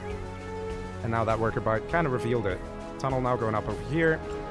Tunnel over here as well. Yes, does seem to be the case. Let's have a look. Attack coming in here. Terror tech on the EMP Patriots. Nicely done. But the Humvees are just so useful. And they've cleaned up everything. Let's see, over here. Looks like Tech RPG got denied. And this tunnel looks like it's going to go up. Firebase actually sold off. Maybe Jazza wants a bit of extra cash. Or it was a misclick.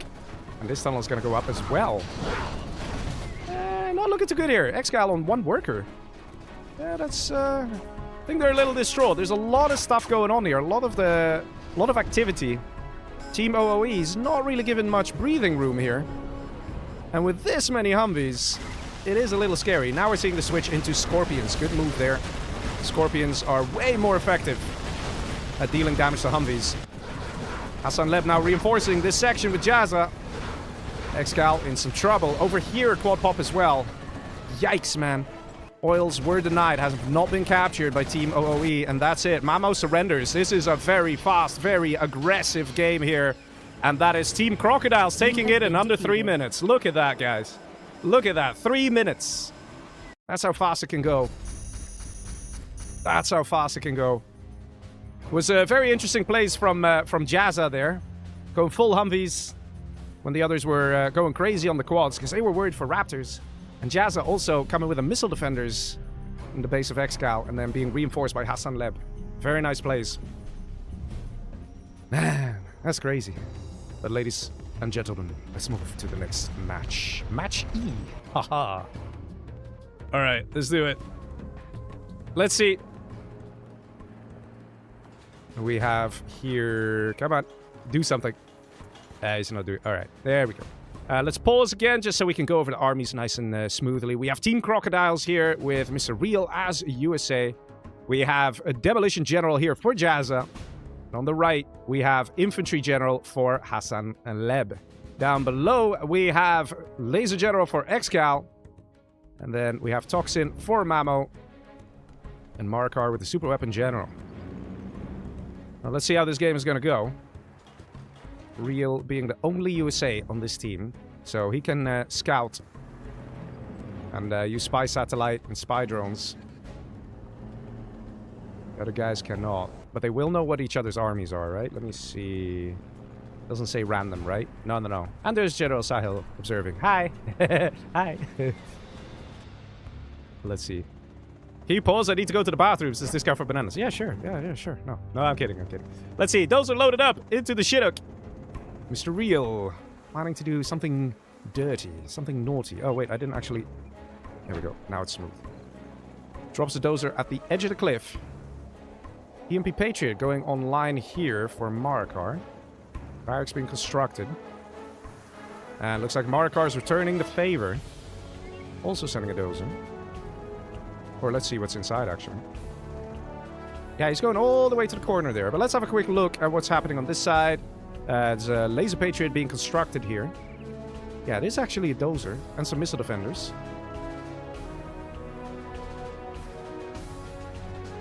Let's see, tunnel established over there. And Rangers moving down, ready for the oil grab. Well, what is going to happen here? EMP Patriot being constructed. That should be able to just about reach these guys. The Chinooks. And that will make a huge difference. In the meantime, There's a worker bike that's also joined in on the fun over here on this side. But let's see, that EMP Patriot here could make a big difference. Lots of Humvees coming in. Will they manage to take this out just in time? Let's see, 95, 6, 7, 8, 9, 10, goes online. And that's not exactly what ReaL wanted. This is very painful. One EMP Patriot can be micro to take all this out. And that is going to hurt a little bit. Plus, the Patriot's still alive. After these Humvees have been cleared, these Shinnocks will be targeted. In fact, he moves them back. Very unfortunate for him. Yeah, in the meantime, this army is still present here. Let's see, we have a load of MiGs out as well from Mr. Hassan Leb. Looks like he targeted some of the scout drones there. Oil grabs come through here for Mr. Marakar. Same as ExCaL down below. These oils already destroyed. Team Crocodiles a bit in a bind here. Not having the easiest time. But this push on the left, though, that's quite something. That's really something nice. Going for the command center there. Gonna take a while to take that out. Not entirely sure if that's a good target. Quads moving in on the side. MiGs at the ready? Question mark? Sort of. No MiG armor yet. Definitely something worth getting at this point.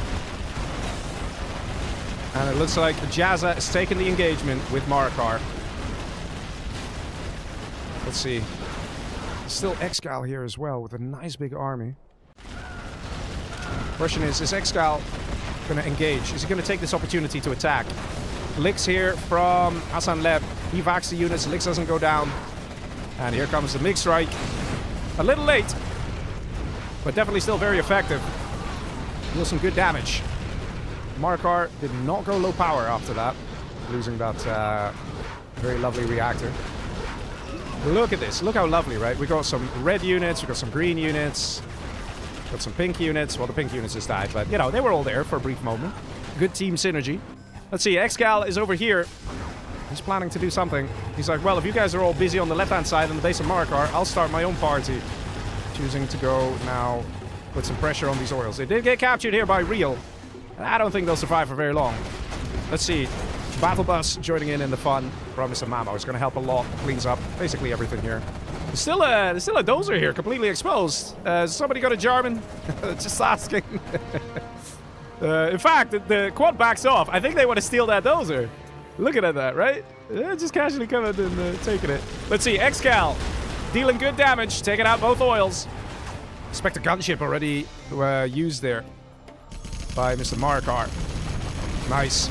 Takes out the strategy center. Always crucial target. Let's see. Left-hand side. There's still those tunnels. Let's see, though. ExCaL does have a nice army. And you can see the man think. He wants to use it. He wants to engage somewhere. Question is just where and how is he going to use it? There's still this threat. But he can't really send this army through this tiny freaking opening and then try and attack. By the time he does that, it'll take a full minute or so. Maybe even 2 minutes. It just takes really long to do that. So ExCaL is looking for other victims, other places where he can attack. MiGs come in. Right now, it's really looking like Jazza is trying to push in here with the help of the MiGs of Hassan. The problem is that Mamo's here as well to help his mate. And those Tox buses are very powerful. The MiGs need to go on them right away. I think he's even baiting the MiG here. MiGs coming in. Does it work? Yeah, he's using the MiGs. But is this an empty bus? No, it's not an empty bus. There is something in there. Yeah, nicely done. But these guys are hanging on. Unlike what's happening up here. ExCaL choosing to be aggressive, choosing to push. He realized Jazza just used a big army and will be kind of low on units. And that's what he wants. He wants to attack now. We got a nice offensive force coming in from ReaL. But no Avengers in the mix here. And ReaL still doesn't have Search and Destroy active, whereas ExCaL does, so he cannot engage this. It'll be suicide. S&D finally re-established, but still no Avengers. Still very risky. The Avengers, they really do help. They increase the attack speed, and they also stop the tow missile, which is one of the main reasons why TOVs deal so much damage. He's looking for a different angle of attack, I think. But this army is still a problem. If ExCaL moves, let's say, down here, it would be a massive problem as well for the guys. But let's see. Looks like everything's being cleaned up slowly but surely over here. Only one tunnel remains. A fire base over here. Dozer is gone as well. Let me see. Did they capture that? I don't think so, right? Not seeing power anywhere for... Oh, yeah, there we go. He did capture it. Mamo. He's got the power, boys. He's got the power. Increases the GLA production speed by quite a bit. So he's quite happy with that. Carpet Bomber plays down. That can definitely do the trick. Mr. Hassan Lev. Let's see that Carpet Bomber, buddy. Where is it? There it is. There it is. Will it hit the target? If it does, it would solve a big problem. Bit of shepherding here from Pig, but no! No! He's gonna hit his mate! Oh, that could have gone worse. That could have gone way worse. Even Beacon did it.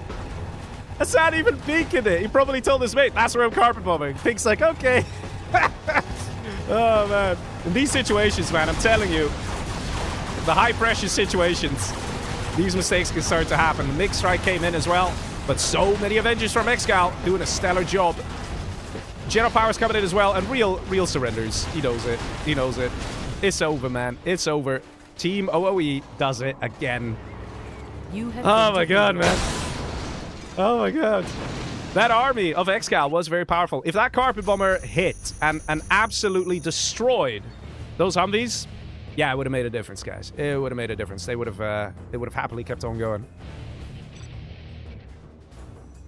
Yeah. Crazy, man. Crazy, crazy. Score is 3-2 for Order of Elites. Let's see. Match F. Let's do it. Let's see, boys. Let's see. We're in the reverse now. And let me crank up the FPS. Yeah, that should be fine. Alright, this stab we have ExCaL as the infantry. Up top, we have Mr. Mamo as the demolition general. On the left side, we have normal USA for Marakar. They are OoE, facing off against Team Crocodiles, consisting of Mr. ReaL as the super weapon general. Toxin general here for Jazza. On the right side, we have Hassan Lev as the laser. Let's see how this is going to go down. ExCaL did do a very nice deciding blow. ExCaL was a laser last time around. Will be interesting to see what Hassan Lev will be able to do here in this match. And let's see if we have any drops happening. Chinook decided to go here and then decided, nah, you know what? I'll supply collect. Ah, no, actually, never mind. Change my mind. Let's go. Let's do a drop. A little indecisive Chinook being indecisive-like. In the meantime, we also have a drop coming in from Mr. Hassan Lev. And he drops a dozer. I mean, it's quite... You'd think that this is probably not a good idea, building a barracks when there's an infantry general. You know? You kind of get that feeling, but USA infantry can pack a punch. They can do that. Let's see. Where is the... Ah, here it is. Hello. I'm gonna go for the power plant. Nice hit. Taking out the power plant will slow down the production capabilities here of Marakar. Where is that? He's quickly building a new power plant. And it does go down. Marakar briefly low power here and comes back online. Very well done. He actually built 2 power plants here. See what's happening on the right side. Whole load of infantry coming in. Those are destroyed. Yeah, didn't quite work out. I think he needed to already have flashbangs. Maybe he was already with flashbangs. Or maybe this was very early on spotted by ExCaL. So he dealt with it without too much of a fuss. In the meantime, there is another dozer in the back here. Man, I swear, dozers have started teleporting in these Twilight Flame games, man. Everywhere the Chinooks dropping them off. Nice stair attack here from the blue player, Mr. Mamo. Denying a war factory, but Ranger's still capturing those oils. So that's still happening, boys. That's still happening. In the meantime, capturing coming in over here. Oil over here destroyed, but we do see a capture coming through. One of them. S&D for 2 players at the same time. Look at that. Lovely stuff. So nobody really gets an advantage, right? If you think about it. A drop over here to try and mess up Mr. ExCaL. There's enough infantry here to defend with. Yeah, I think Hassan Lev is taking some risks here. I do understand how and why it could work.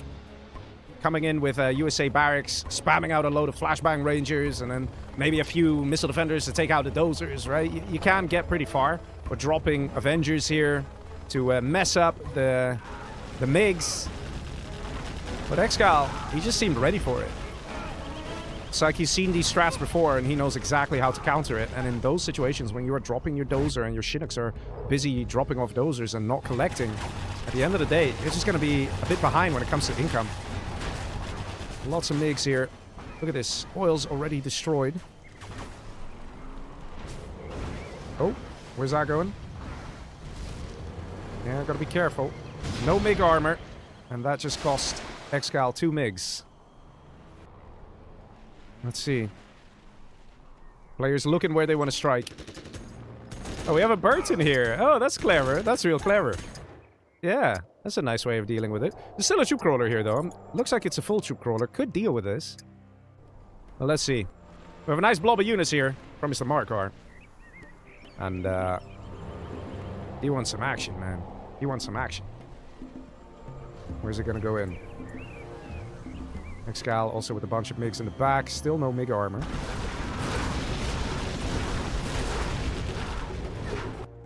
And tunnel going up for the mate. Marakar pushing in. It's gonna find a quite exposed Jazza here. Panic sets in from pink.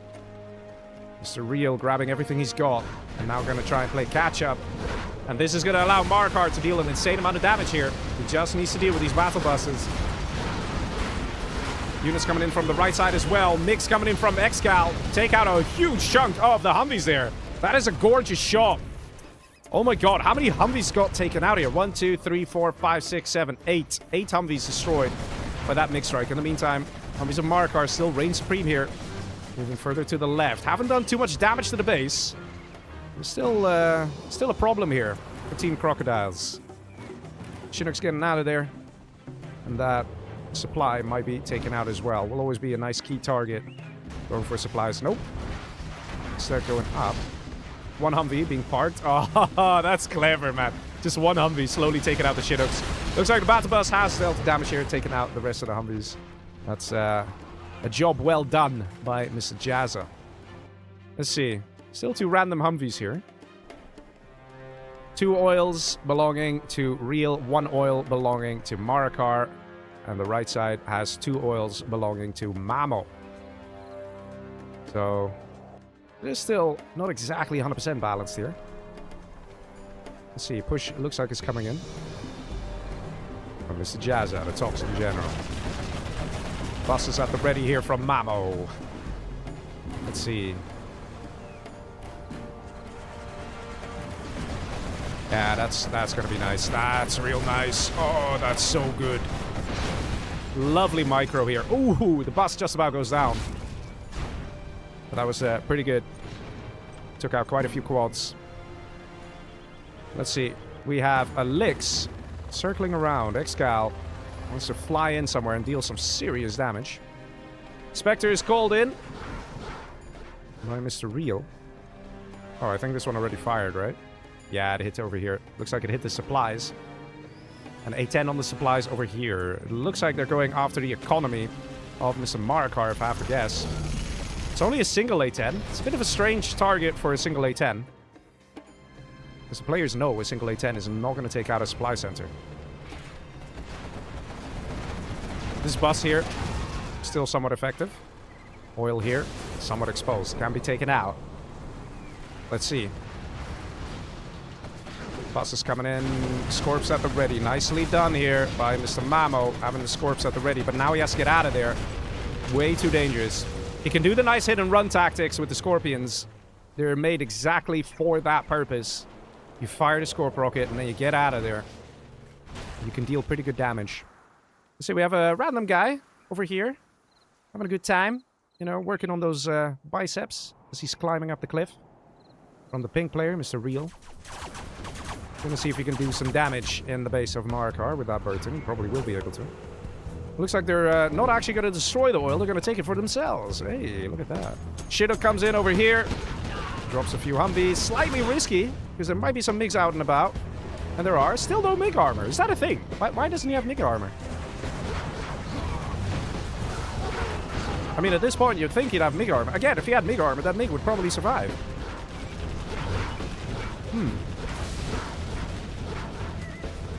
All the look at all the dozers on the mines. They're having a dozer conference, folks. It's just to make sure that no one steals the dozers. They're parked permanently on the mines. But let's see. We have a battle bus at the back here of Jazza. Being nice and annoying, dealing good damage. Again, it really seems like they're going after the economy of Marakar here. Probably because they're like, we keep hitting Marakar's strat. That guy must be kind of low. Let's see what we can do. And if one guy is low on cash, then you'll already have a bit of an advantage going, right? So there is a... Chinook flies in. And what's going to come out? No, really, what's going to come out? Is it... I guess we'll never know. There was something, though. Probably Rangers, by the sound of things. Let's see, there's a Burton here as well. Yeah, ExCaL is also not in the greatest position here. Burton being effective. Nice, man. Very nice. Can a Burton take out a troop crawler? Probably not, right? Well, let's find out. Yeah, came pretty close, right? Came pretty close. There's still a very nice big army here from ReaL. I have to say, it definitely looks like OoE is in trouble here. I don't think they'll survive for that much longer. Look at this. Again, going for the supply. They're clearly targeting Marakar's income. Clearly. Marakar's just like, man, I just want to collect some money, man. You guys keep destroying my supplies. You might as well just build 2 supplies next to each other. Because you know one of them is going to get blown up in the next 30 seconds anyway. Maybe you can get a discount deal, you know? Just buy one, get one free. Because it just keeps being the same target. Oh, let's see. Strat Center over here, taken out. Nice RT there. Onto the Strat Center of Hassan Leb. Yeah, let's see. The money here for ExCaL is not the greatest. 3k per minute. That usually means 1 supply. And I think the players are putting their eggs in one basket, which is Mamo. Mamo is the basket. He is the basket in which the eggs have been placed. He has to somehow pull this off and get OoE into a victory position. Marakar keeps losing his supply centers. And he's really... Look, it's gone again. I swear it was here a second ago. And that seems to be the thing, man. Seems to be the thing. Let's see. Infantry Helix coming in the back. Very nice. Deals a bit of damage there. Mr. ExCaL getting himself some good XP. He could maybe just about reach level 4 if he evacs. Maybe. Is that licks? Yeah, he evacs. And he should be able to take out some Humvees, and that should get him to level 4, which is nice. He can call in another general power. He's calling in a carbon bomber right here. There's a Burton. Hang on. Is that your mate's Burton? May have been. And there we go, take it out. ExCaL did reach level 4 there, so that's nice. He can do maybe like a cash hack or something. Nobody does cash hacks anymore, man. Everyone's like cool now doing paradrops, you know. It's, fine, I guess the paradrop is better, but you know, it's just a nice gesture, you know, like a hand gesture of just stealing 1,000 bucks from your enemy. It just, you know, it makes them all annoyed like. Okay, this is also kind of annoying. So, fine. Yes, it's a better thing. And, you know, almost took out a Humvee. Fine. Well, let's see. The real scary thing is this big blob of USA units from Mr. ReaL. Bomb truck. Nice. And I think as long as this blob remains alive and it slowly but surely sucks up anything it can and destroys everything in its path, well, we have a bit of a problem here. And let's see. Toxin buses now also join in the fun. Toxin buses from the teammate Mr. Jazza in the green. We've seen Jazza unleash some serious damage with the buses before. And let's see. Potential miss micro here from Jazza. He could have probably taken out that bus instead of targeting down that market that's going to rebuild. But he still has one bus over here, and he's having a good time with it. But he's not actually dealing any damage. He's not finishing things off. The Humvees over here, they're going to be nice and powerful. But no Avengers. Where are the Avengers? Ooh, Demo Rebel Ambush over here. Takes out a big chunk. Let's see. Now that's a nice target. Yes, good target. Good target. Take out the strat. Yes. Nice. Good job. That works very nicely. Losing the strat center. Let's see. Mamo, who has stolen Laser General, is now finally getting a strat center of his own. He was feeling a bit left out with everybody else trying to have a strat center. Like, now he's got one too.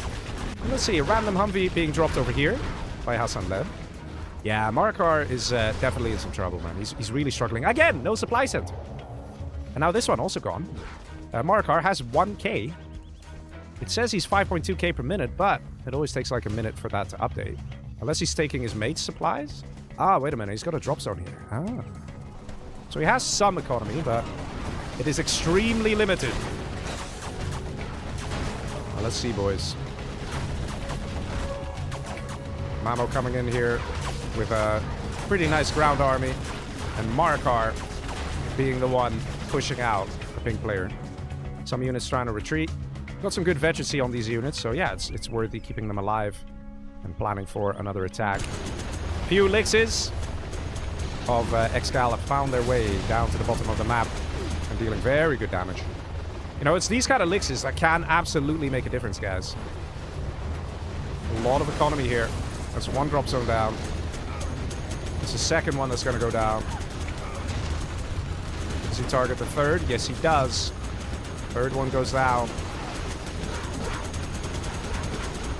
And the fourth one goes down just as Elix goes down. Guys, they give, what is it? Like 850 bucks per minute if you break it down or something, right? No, they get 825, right? 825. So if you do that times 4, that's like 3k per minute. Just like that, erased by those elixirs. Makes a big difference. Makes a real big difference. And it really does help out Mamo as well. Because Mamo, like I said, he's probably going to be the one who's being the designated heavy lifter here in the rest of the match. Because he has a lot of secondary eco, as you can tell. ExCaL has literally 0, right? And again, just like the other match where Hassan Leb was level 4, almost level 5 and had no money, we're now seeing ExCaL in a similar position. ExCaL just about needs to have a few more kills. He gets level 5, gets himself a couple more general powers.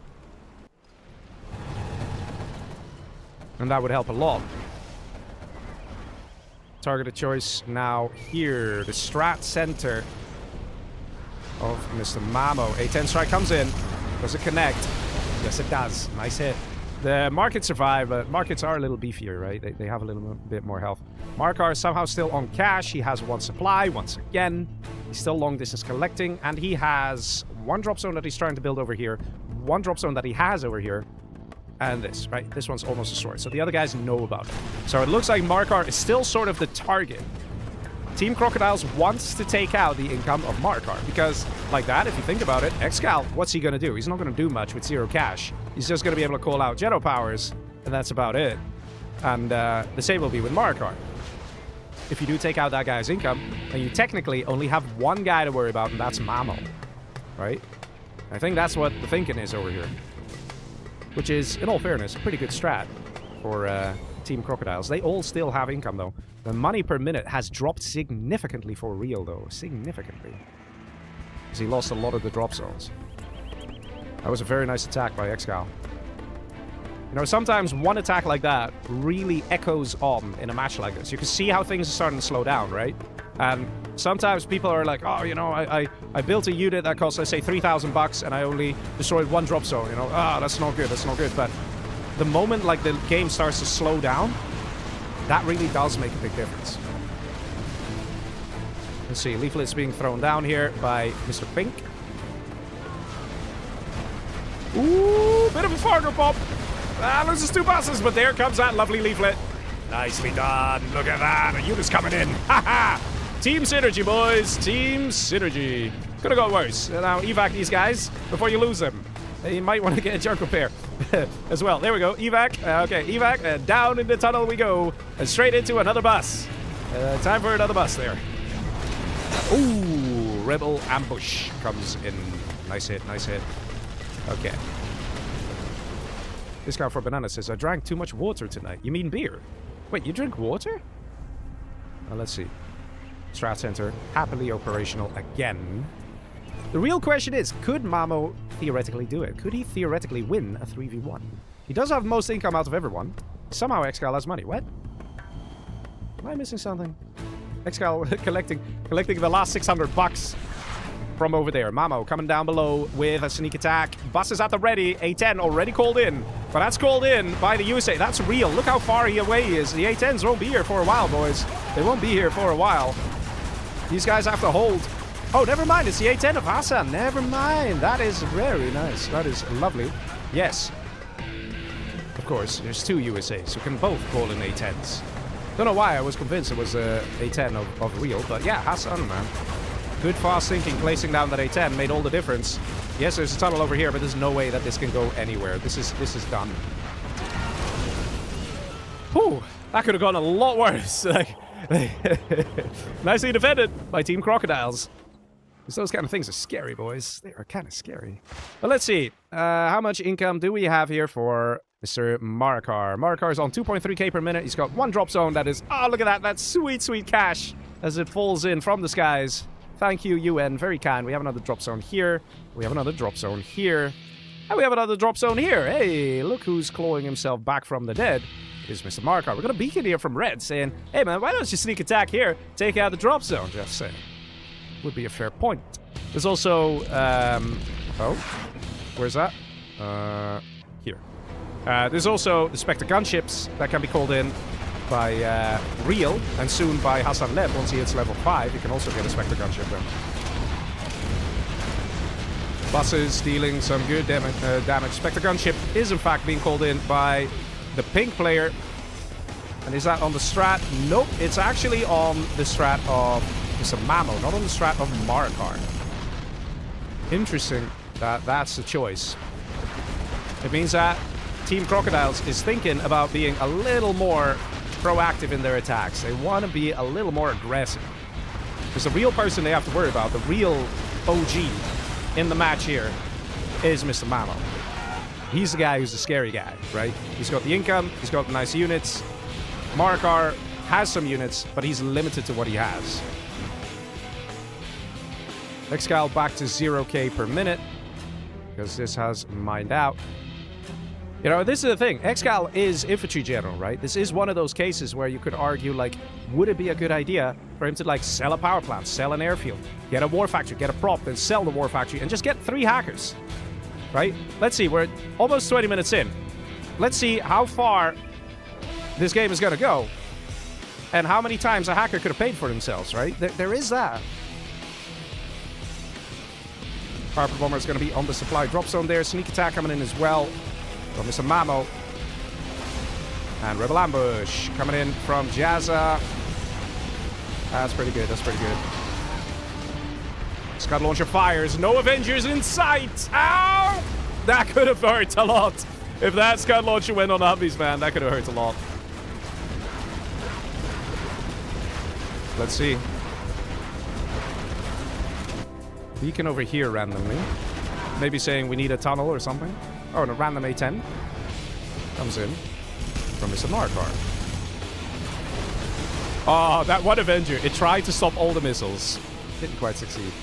But yeah, interestingly enough, if you look at Marakar, right, he really is trying his best to come back and get an economy going once again. And, I mean, sorry, no one can deny it. He's succeeding. He's absolutely succeeding in getting an economy back online.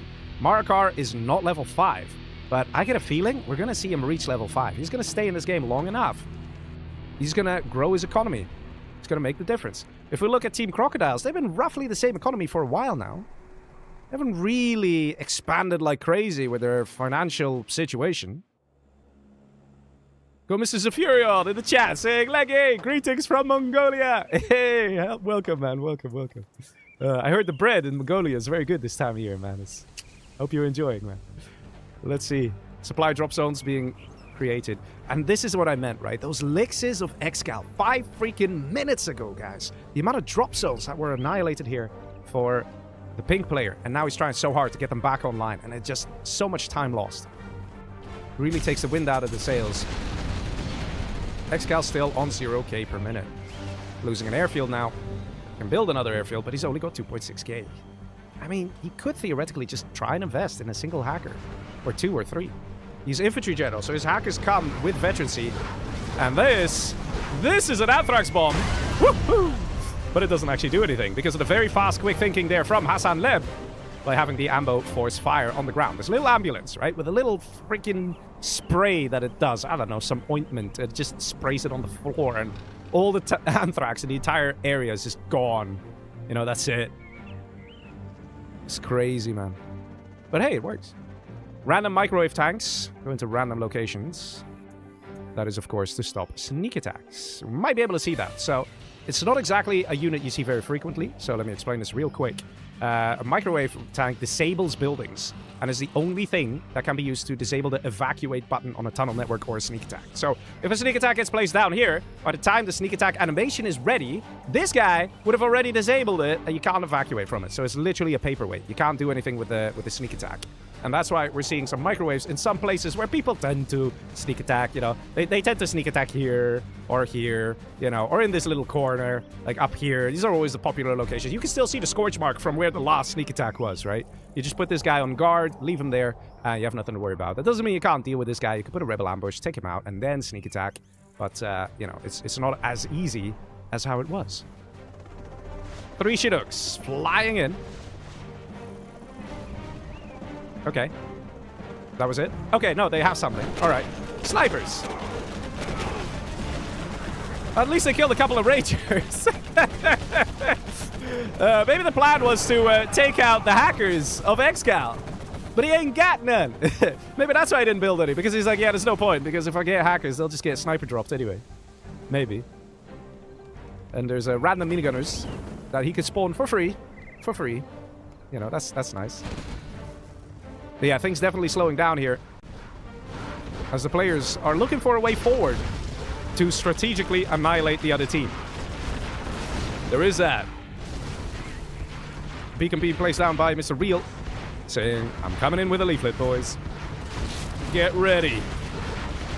And let's see. Team Crocodiles is ready. That's a lot of buses. Okay, Jazza is ready. Jazza's absolutely ready, and then some. Okay, go, go, go. Leaflet has dropped, and one bus got disabled. It's something. It's something. The attack now commences. You know, it's nice that we can zoom out like this, right? See the whole battle in its entirety. You know, look at this. We're doing a nice little cinematic zoom with Jazza's buses in the back. Look at that.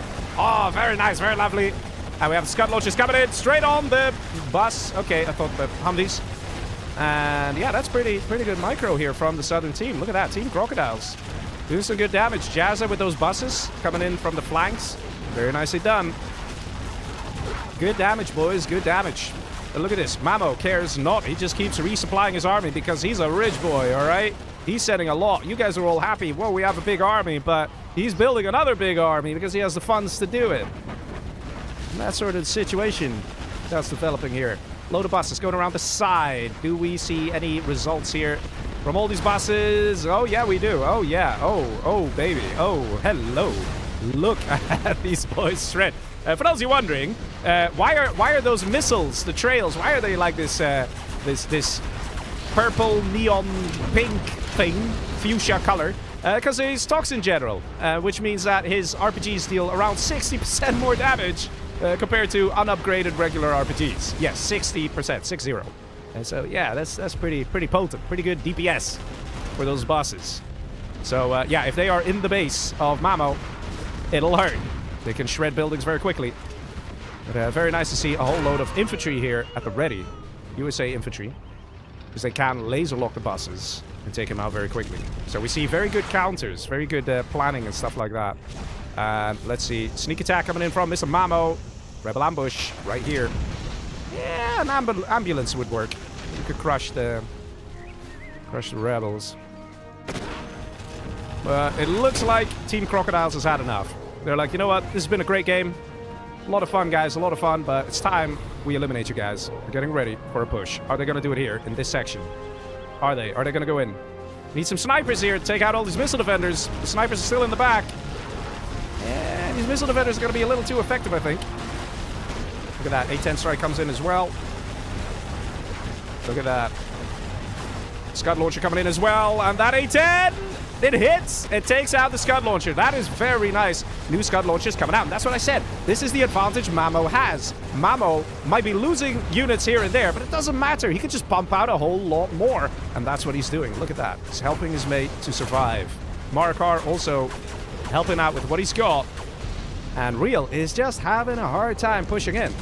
And that's the truth. Sneak attack coming in up here from Mr. Jazza. Do we finally see the Toxin buses? No, we see a Rebel ambush. Oh my god. Oh my god. That's a lot of dead buses. That's at least 3. 4? 4. 4 by... oh. Ha. That hurts. That hurts. Very fast reaction times. Very, very fast reaction times. If those buses went free, guys, they could have taken out half the base here. Okay, half the freaking base. That was so essential. So essential. Look how difficult it is for both teams to really break through. Right? Look how difficult it is. It's insane, right? It's insane. But here's the thing. I put my faith in Mamo. In Mamo, we trust. He's got the economic backbone. He's got the ability to create laser general units and freaking scud launchers. So we love him already, right? He's gonna do it. He's gonna be able to hold everyone back. He's gonna be the guy who's gonna come in with a powerful sneak attack and take out a player. You can just feel it. Who's he gonna take out? I don't know. You don't know. Okay, some of you might know because you've already seen the games. But we'll see. It's, you know, likely to happen. Unless Jazza breaks through. That's the only real thing. That's the only sleeve. I mean, that's the only thing that these guys can do here. Getting some toxin buses into the base. And taking out a lot of buildings. Nice Moab takes out the Strat Center. Again, always that key target, the Strat Center. And Mamo wastes no time. Starts to build it right away. Lol, what? Where did you come from? Hang on. Did you guys capture that? Wait a minute. Is there a command center right here? LOL. Oh my god, Jazza, you legend! You absolute legend! Oh my god. All right, guys, let me break this one down here. So in this game, when you call it a general power, it comes in from the closest map edge to your command center. So guess what Jazza did? He's like, I'll build a command center here, so the closest map edge is this. So if I drop an Anthrax bomb, it comes from within the base of Mamo. Oh my god, what a legend, man. Oh, so good. So good.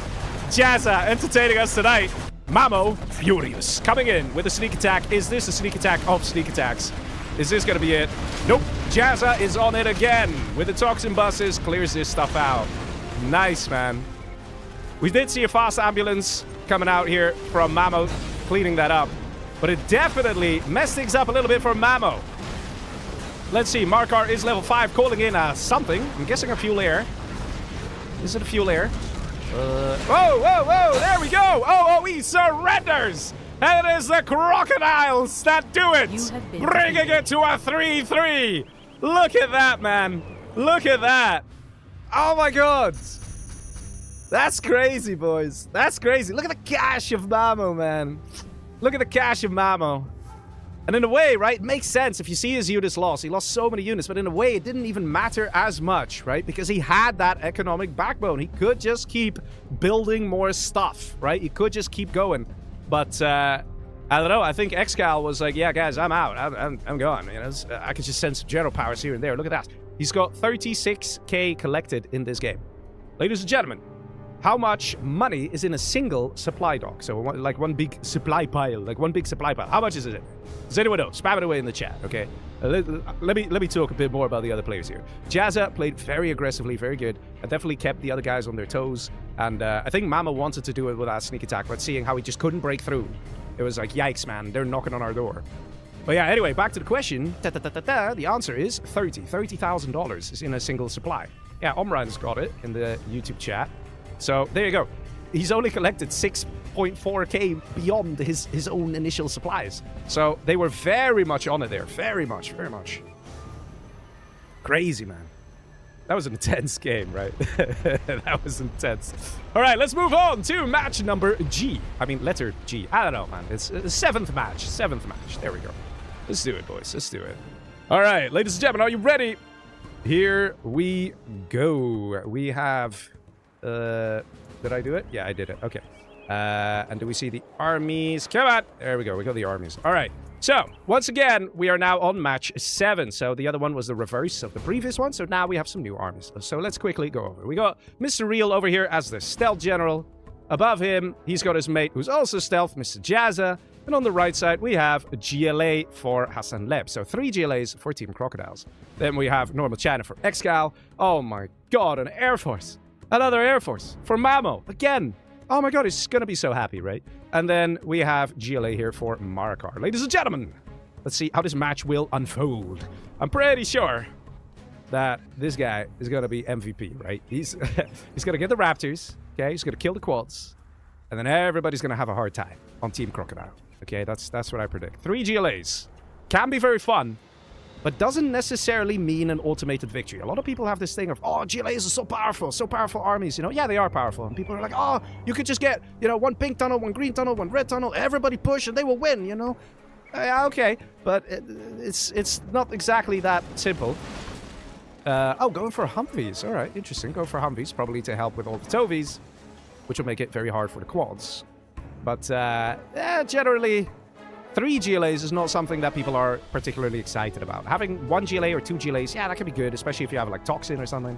The 2 Stealth Generals, their best unit, or most tanky unit, I should say, is the quad, right? They can only build the quad.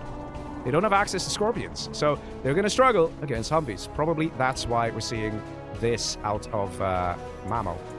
And he's getting one one Patriot, and probably to keep all his dozers next to it, so nobody steals it, but a Patriot usually isn't enough, unless he force fires his dozers. You could do that. You could just force fire and take out your own dozers.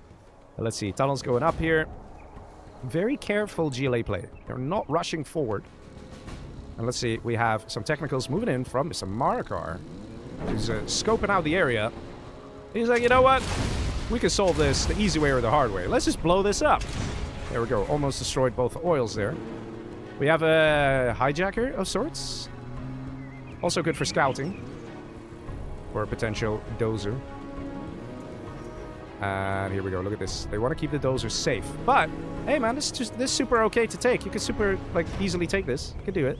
Okay, not with the Humvees already with the turret out. Oh, there is that. Almost. Came sort of close, right? Came sort of close. Technical flies in from Mr. Marakar. Also, we have Mr. Midcore becoming a member. Thank you very much. Very kind of you. Let's see. Are we going to see some crashing? Yeah. That's nice. Nice little distraction as well. Oil's not exactly taken yet over here for OoE. Oil's now trying to be taken here by the red player Hassan Leb. Insane amount of tunnels. Apparently they're not base defenses. Okay, I'll stop. A whole load of quads. And I think the real danger here is if the GLAs get sneaky tunnels, right? If we look at this section over here, this is such a lovely location to get, you know, a worker going. Like, we can already see like some marks here. Look at this.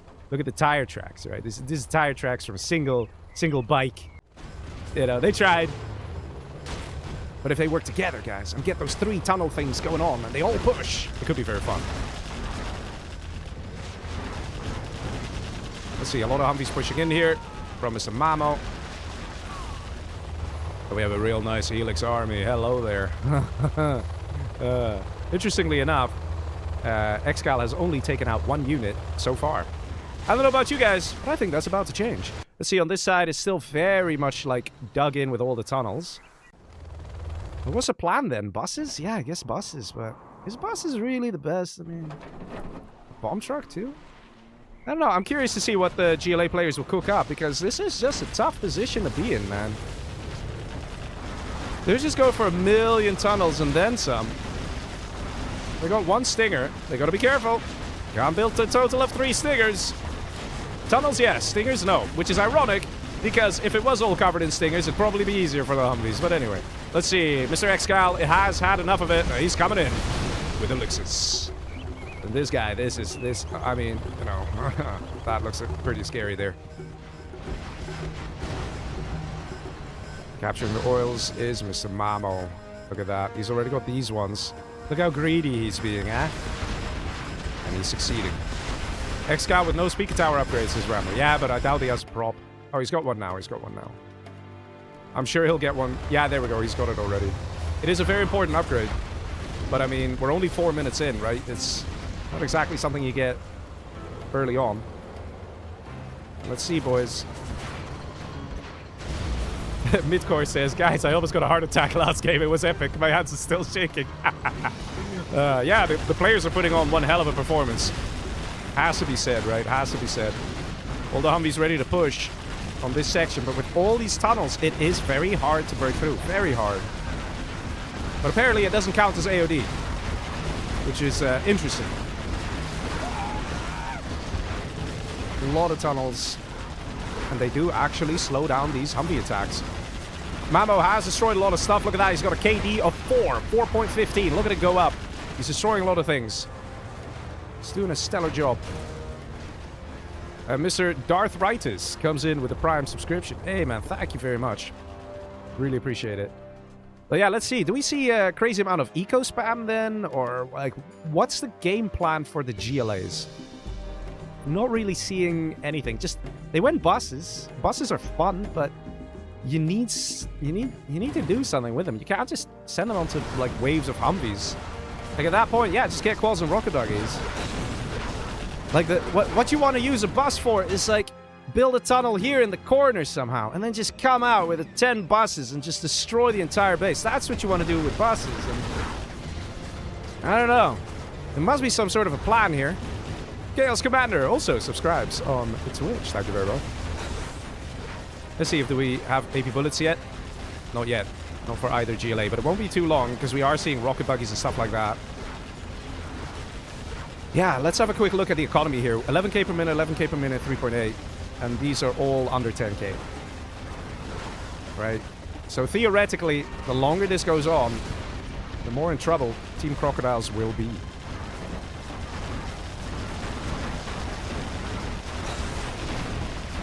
Rocket buggies definitely help, though. You see, the real thing is, like, what are the other players doing, right? ExCaL has all these elixirs, and he's like edging on, like, he wants to attack, you know, he wants to do it. You know, that trigger finger is itching. He wants to do it. What's happening here? I guess Marakar is just going to go for more economy than anything.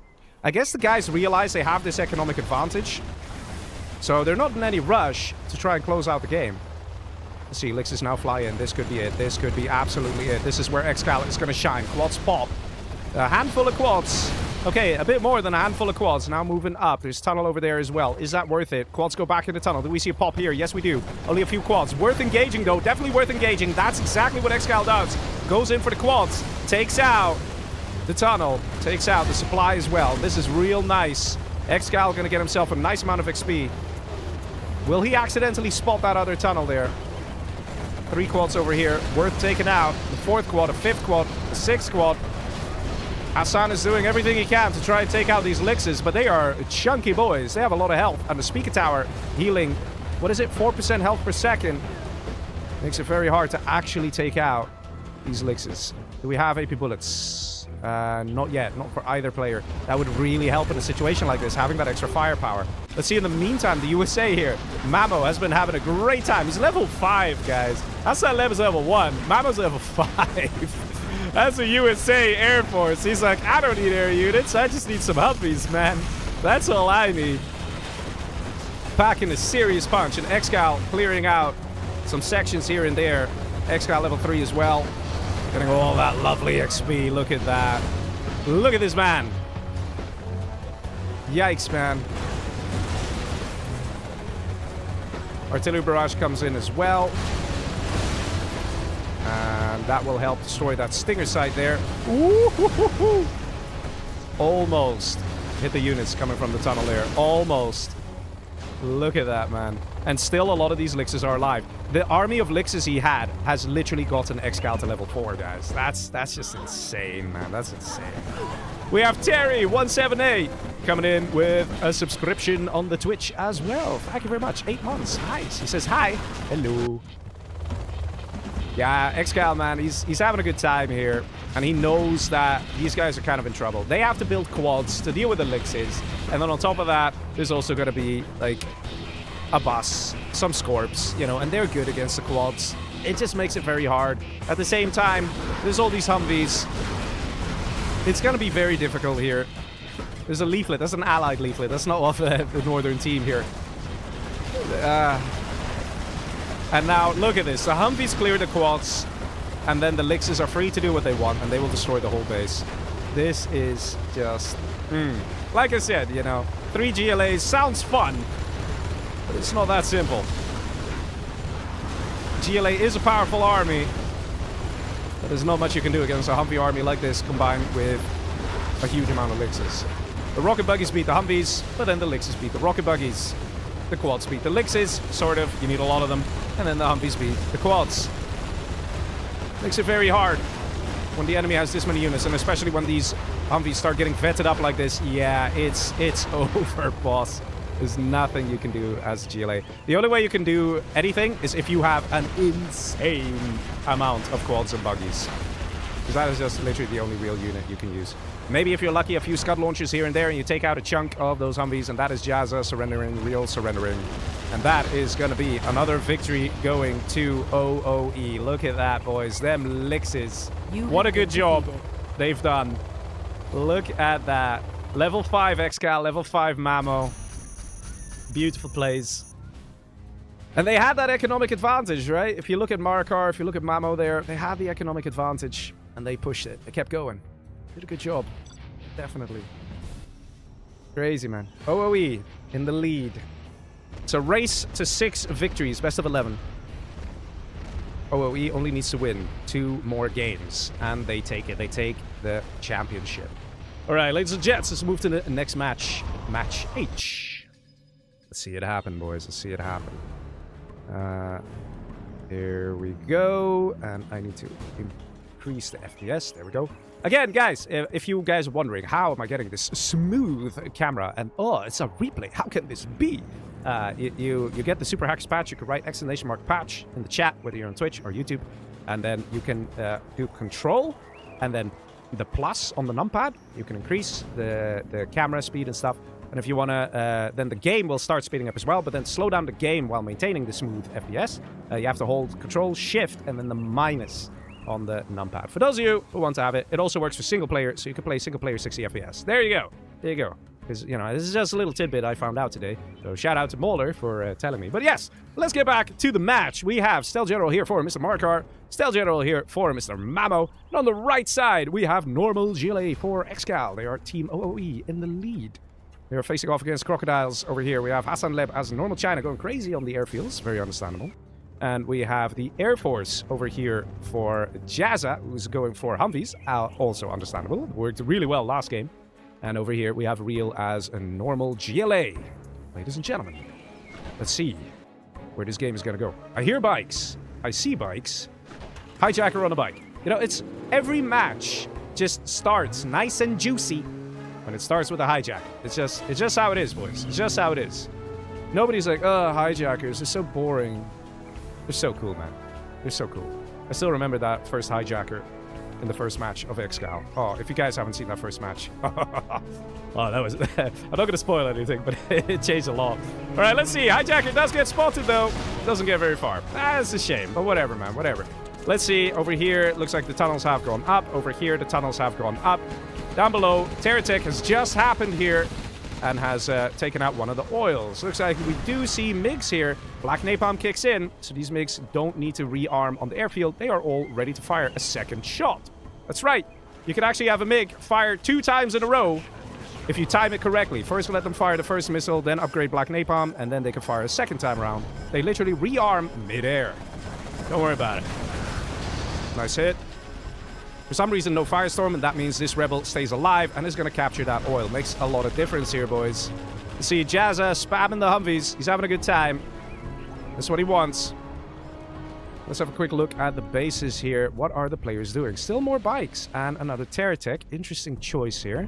I guess Terratechs is a good thing. Like, it is a good idea just to try and take out the oils. Right? Some good defense here as well. We're seeing Jazza do the exact same thing as what Mamo did in the previous match, right? He saw what Mamo did. It's like, hey, man, I can do that as well, all right?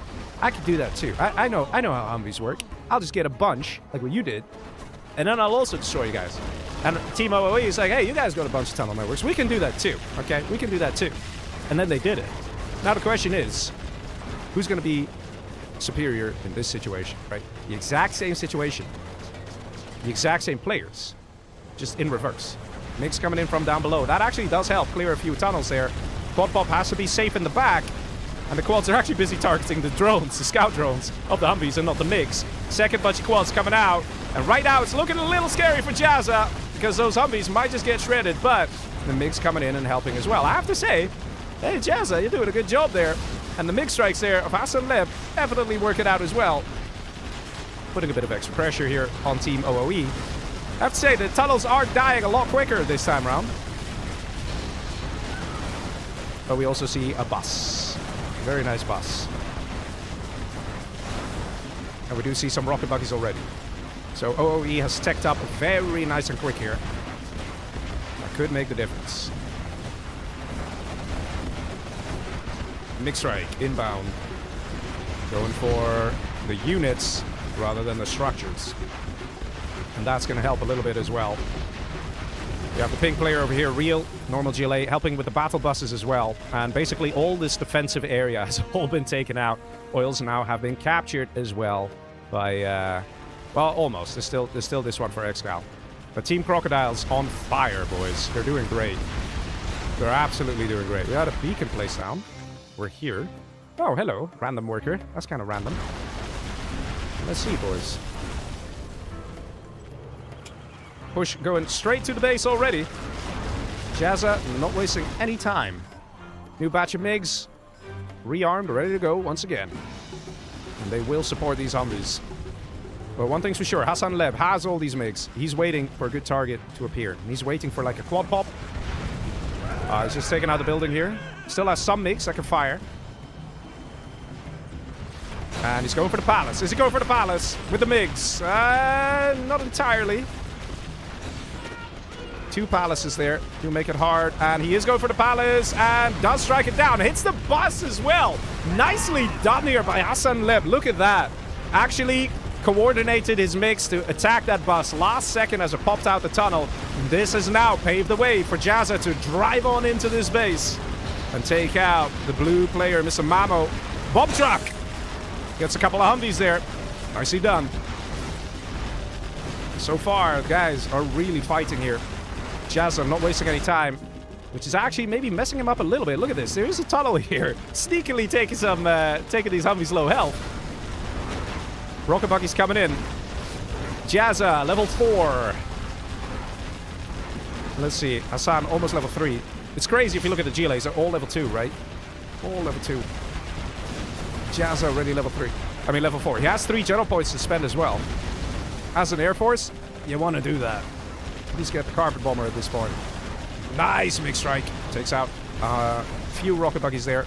Another palace on the left side, but that can be ignored because they're already in the base. Look at this. Beautiful plays here. We got ReaL here. We got Jazza. They're having a great time, man. Nice micro here from Jazza to retreat those Humvees, to bait those rocket buggies into coming closer. The palace here, though, that's a bit of a problem. The palace is a very chunky defensive structure. And if it's filled with RPGs, it can easily destroy a lot of the Humvees.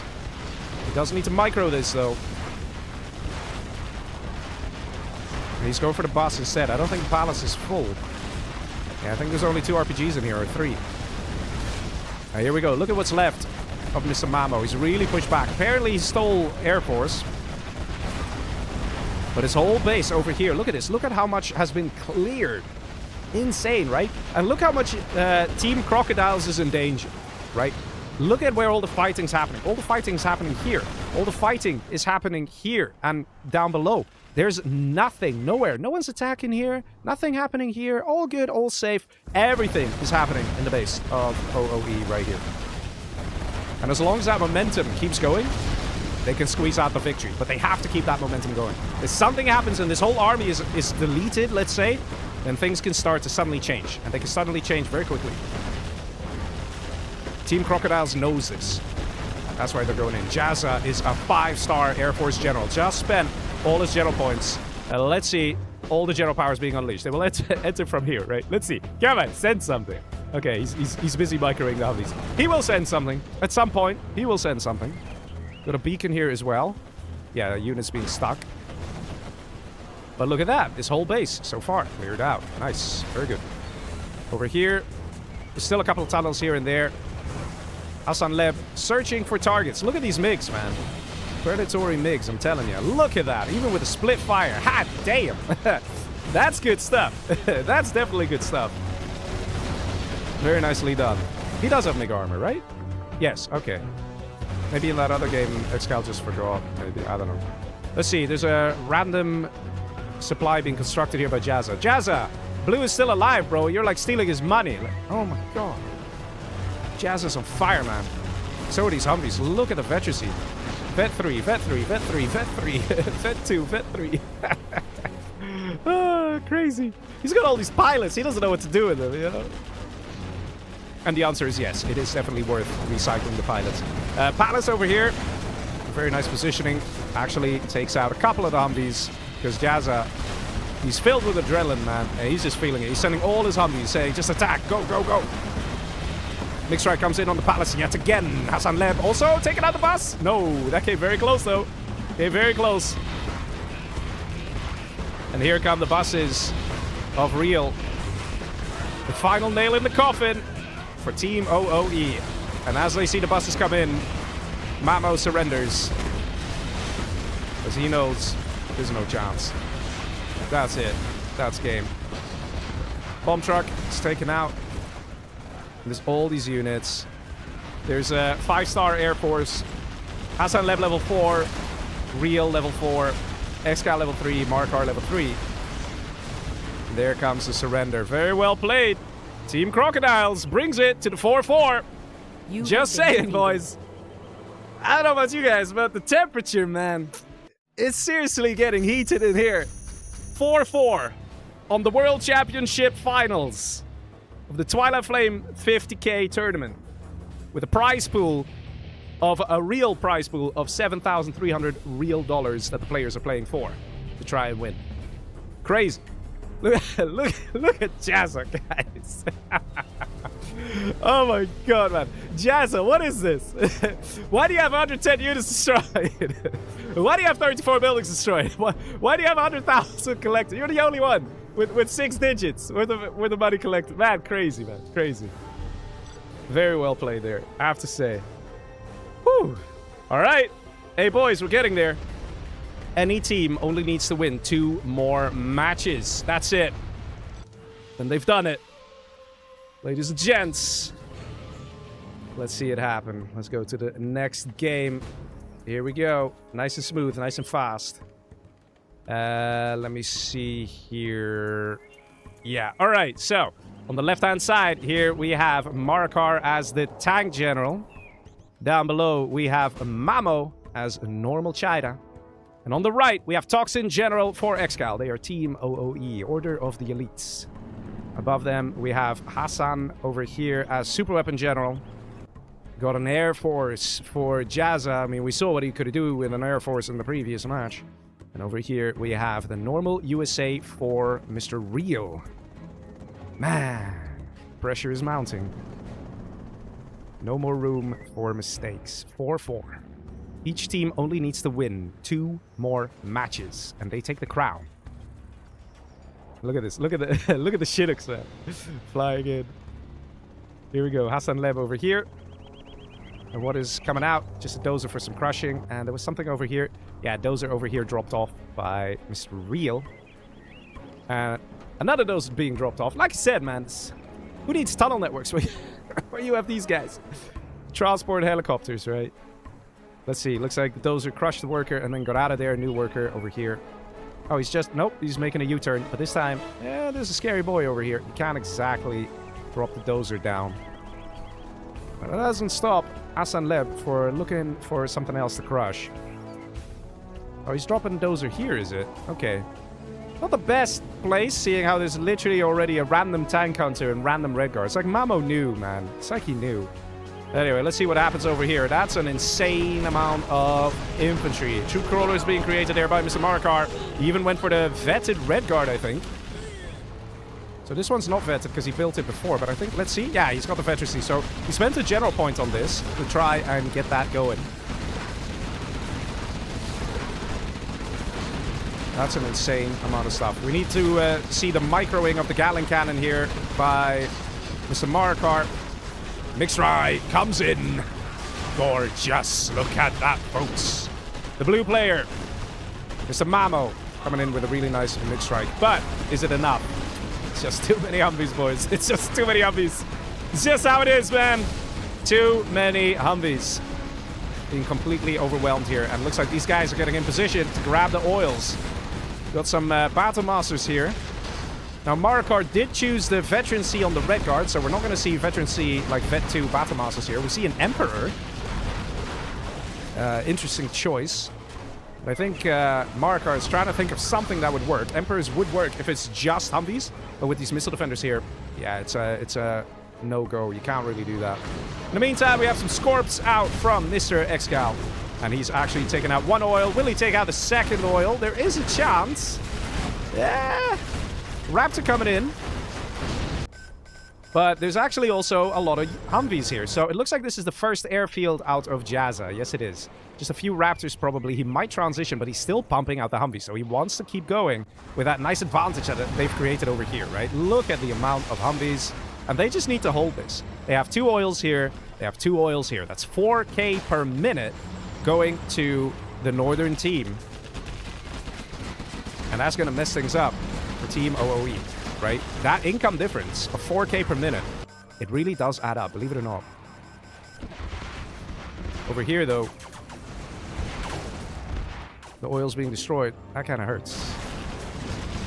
See, Overlord's being chased down. Marakar in a bit of a difficult position here. Mamo has the MiGs ready, but there are quite some Avengers out. Are these MiGs going to go for the oils? Let's see if we can chase them a little bit. It looks like they are. Do we have an Avenger in position? We have one Avenger here. Does he move it last second? Ah, he doesn't. Doesn't. He tried to force fire there to take out both the oils. A lot of MiGs going down, actually. And the oils survive. The oils actually survive, both of them. Losing this many MiGs and both oils survive? That's a death sentence. Right there. Right there. How many airfields of MiGs does he still have? Yikes, man. He's got a handful. One guy survived, I think. That is devastating at this point in time. To lose that many MiGs, to make that sacrifice, but none of the oils going down, means you just lost those MiGs. If they went for the Humvees instead, you would have been able to kill some of the Humvees, but nothing, man. Nothing. That really hurts. Let's see. Nice drop. Do we see an Avenger? Yeah. Oh, wow. Okay, alright, alright. He had more MiGs. Could take this out. Just a little harassment attack. But losing all these MiGs here, it's going to be tough. It is going to be tough. Look at this. Look how happy. Look how happy the pink player is having all these oils. ReaL, man. Look at him enjoying 10K per minute. He's almost got double the income of Marakar, right? Like, damn. Makes such a difference. Let's see. Oils over here. Get targeted by the Raptors. Nice and smooth. Only 3 Raptors are needed to take out an oil. And there we go. Economic advantage. It's for the northern team, for Team Crocodiles. Let's see if they're trying to get some secondary economy going as well. No. We're seeing more and more airfields. Jazza is ready for a big attack. He's trying to get more units out, probably more Raptors. Let's see what's happening here. We've got a Jarmen on a bike. Mr. ExCaL. Randomly, we're seeing a lot of units going back home here. Wonder what that's about. The Jarmen on a bike could do some damage, but there are Raptors. Is ExCaL going to take the dozer? Looks like it. Let's go straight in. And let's see. Down below, he places his scaffolds. He's going to get the power. With the power, he can produce units twice as fast. Dozers taken out quickly and swiftly by the little Raptors, owned by Green. Still, these oils persist. Notice the lack of engagements from ReaL. He is very happy. The pressure is not on him to attack. The pressure is on the southern team to do something about 4 oils here. 4 oils makes a huge difference. There's still this 1 oil here that OoE wants to keep alive. But ultimately, I think the northern team don't really care too much. They know they're in a good spot. MiGs at the ready here from Mamo. Ready to push in. Humvee's coming in as well. Carbon Bomber strikes. MiGs go in. And nice hit. Takes out a lot of the Humvees. Some serious carnage coming in here. Raptors standing by. Can also engage, but they're careful. They don't want to get too close to the Gat tanks. They also have chain guns as well. Those are powerful Gat tanks. Units of Pink now coming in. Pink forfeiting the defense on the right, on the left side here. Trying to push in. They found the weak spot. There's no defense here. Or at least ExCal's got something. Buses. Instantly wiped here by the Raptors. That was the plan. They knew it. They knew there were buses. And that's why Jazza kept those Raptors at bay. Waiting to strike. Here we go. Humvees now finding a way into the base of OoE. And we got some MiGs at the ready as well. Ready to strike those Humvees. We got some Avengers here as well. We got a one lost, confused Crusader. Just the one. Why not? And the MiGs. Where are the MiGs going? Oh, really? Where are they going? They're trying to circle around, trying to find a favorable engagement. Striking from the top side. Still a lot of Avengers here. Is this a good strike? No, it is definitely not a good strike. That is painful. That's the second time all those MiGs went down. That's it. It's GG. It is GG over. Absolutely over. These oils have been destroyed with general powers. These oils now being taken down with the flamers. But the damage has been dealt. The units are here. Raptors are now flying in as well. And they will target whatever is left. And they will take out whatever OoE has. And that, ladies and gentlemen, cannot be anything else but a victory for Team Crocodiles here. Jazza with the Raptors. ReaL with the USA Army. Backed up by Hassan Leb. Very good team synergy, very good team play. RT Barrage comes in, but these guys will be in a voice chat. They all have USA. They all have radar. They'll be like, hey, it looks like there's an artillery coming in. Move out of the way. Let's see how many units actually go down. Yeah, I don't think too many. A-10 strike comes in as well. ECM spreads out the missiles. And the RT Barrage might just take out an allied bus. Almost. Marakar finally arriving with his slow tank units. Not his fault. He's tank general. What are you going to do, man? The map. Look at the map. The map is big. The map is absolutely big. And tank units are absolutely slow. So there's not much he can do here. The oils have been destroyed. But the advantage that Team Crocodiles has created for themselves is just too big. It is just too big. There's no way OoE can come back from this. Raptors coming in. Taking out power plant. Taking out GATs. Taking out airfields. There's just no way, man. There's just no way. Nice MiG strike. Definitely a nice hit. We needed to see this a couple more times, and that would have changed the tide of things, but it is still too late. Let's see how many black markets are out. Yeah, not many. ExCaL of 4.5k per minute. And let's see the general powers of the USA's here. ReaL is level 5. Jazza almost, well, on his way to level 5. And level 4 for Hassan Leb. And just the general powers, guys, are such a problem. Let's see, Carpet Bomber comes in. That looks like it might be on target. Maybe. Yeah, not bad, not bad. Could be worse, could be worse. Not bad. Decent carpet there. But this, ladies and gents, this is the problem right here. This is the problem. I mean, how are you going to stop these Raptors? These Raptors will just come in, destroy a chunk of the base. Well, okay, I mean, not like this. Okay, never mind. I mean, this is one way to get rid of them. But they still deal a lot of damage. You know, there we go. No more power for ExCaL. ExCaL low power. Let's see, how low power is he? -2. Okay. Does he have a supply or something? Oh, wait, he still has a dozer. Oh, okay. Not too bad. But take it out of command center, you get a lot of XP. Jazza getting closer to that level 5. This whole base wiped. This supply ready to be taken. Let's see. Marakar, the tank general, level 4. We have ExCaL level 4 as well. Looks like it's going to be a Air Force Carpet Bomber coming in as well. And looks like the targeted choice here is an airfield. I think the Team Crocodiles are basically looking for the good targets. They're not finding many good targets. I mean, they're like, well, what do we hit? I don't know, an airfield? You know, is that such a great target? I don't know, but they don't have much. You know, it's not like a huge amount of economy that we should chase down and take out. You know, I mean, this is dried up. Over here, they destroyed the supply. Over here, they destroyed the supply. It's, yeah. You know you're doing well when the best target for you to go for is just an empty airfield. That's the position Team Crocodiles finds himself in. A random Lotus.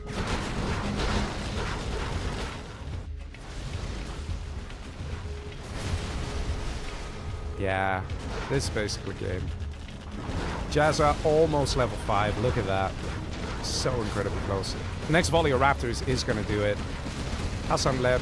He's got a nice army of Humvees. He's getting very close to level 5. Humvees get taken out by Rebel Ambush. And ReaL just having a great time. It all started early on with ReaL, the pink USA there. Because he had those 4 oils. And he was having a good time. You knew he just didn't need to waste Humvees. Just had to hold on to those 4 oils and things would work out. General Power's now coming in. Mamo hits the surrender button. And that, ladies and gents, is it. That is just it. Team Crocodiles is 1 match away from winning the World Championship. 1 match away. 1 victory. That's all they need. And they would have taken out OoE, Order of Elites. ReaL having a great time. Look at that. 131 units destroyed.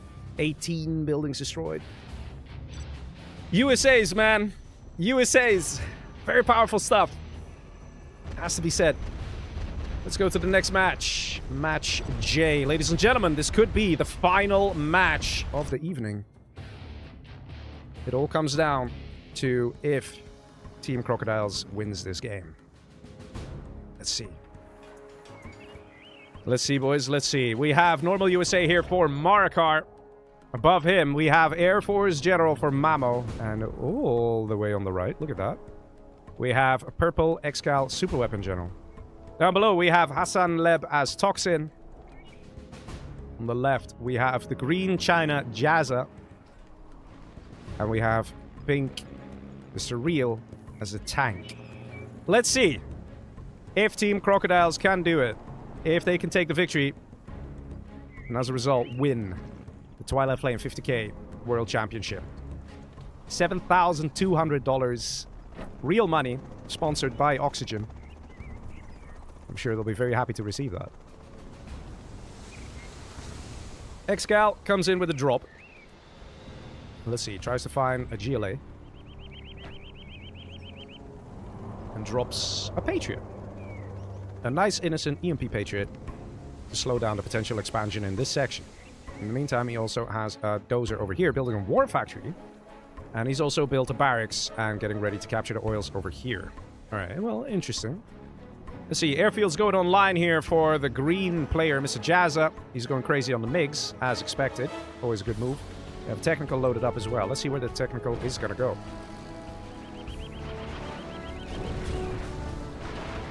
Actually moving to the left. Looks like the red player, Hassan Leb, has other plans and is not too phased here by the EMP Patriot. Sending a terrorist as well. ExCaL, stellar interception here.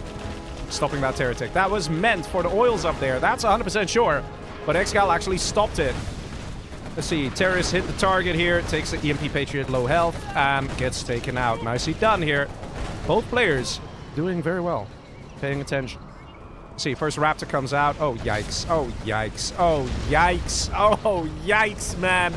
Oh, the split fires. 1 Raptor taken out. Wait, actually, it didn't take out the Scorp, did it? Almost took out the Scorp. Almost. But here we go. No Humvees coming out of the blue player Mamo. Instead, it's all Raptors, baby. It's all Raptors. Let's see where that's going to go. 1 oil's already destroyed, which really does mess up the GLA. Will he take out the other oil? Will he do it? Will he do it? Yes, he will! There we go. Lovely shot. Takes it out. 2 EMP Patriots. No more than that. Split fire. Takes out 2 Scorps, just like that. And this is the problem with the Raptors. They do the damage. And then these things go back home and rearm for free, and you could use them again. And that's why they're so dangerous. That's why they're so powerful. Only $1,100 for 1 of these, right? Like, getting 2 quads is more expensive. But let's see. Nice army here, pushing in from Mr. ReaL. We got a bunch of Battle Monsters, we've got a bunch of GAT tanks and ECMs. So the Raptors of Mr. Mamo may want to think twice about engaging that, because it is a bit risky. Is he going to do it? Quad's now also in the mix. Let's see. Look at him, man. Look at this little predatory dance that he does. And decides to go in. Ooh, not the best attack. Definitely not the best attack. He took out 4 tanks. I think he lost more Raps there. But I think he is getting a little worried But if he doesn't do that, they might lose this position here, because it's quite sparsely defended. Let's see.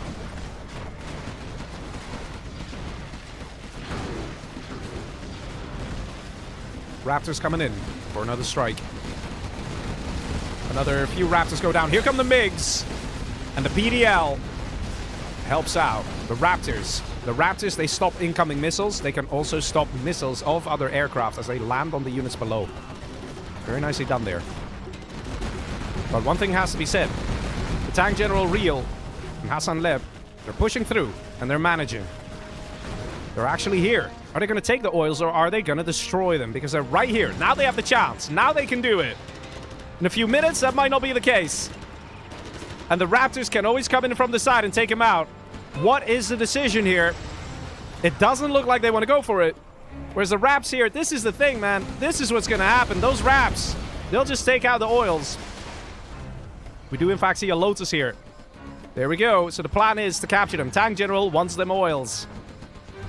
Pressure is mounting, guys. The Southern team is doing great. And if they win this game, they have won the tournament. Let's see if OoE can hold on. There are quite some Raps, though. And they can really turn the tide.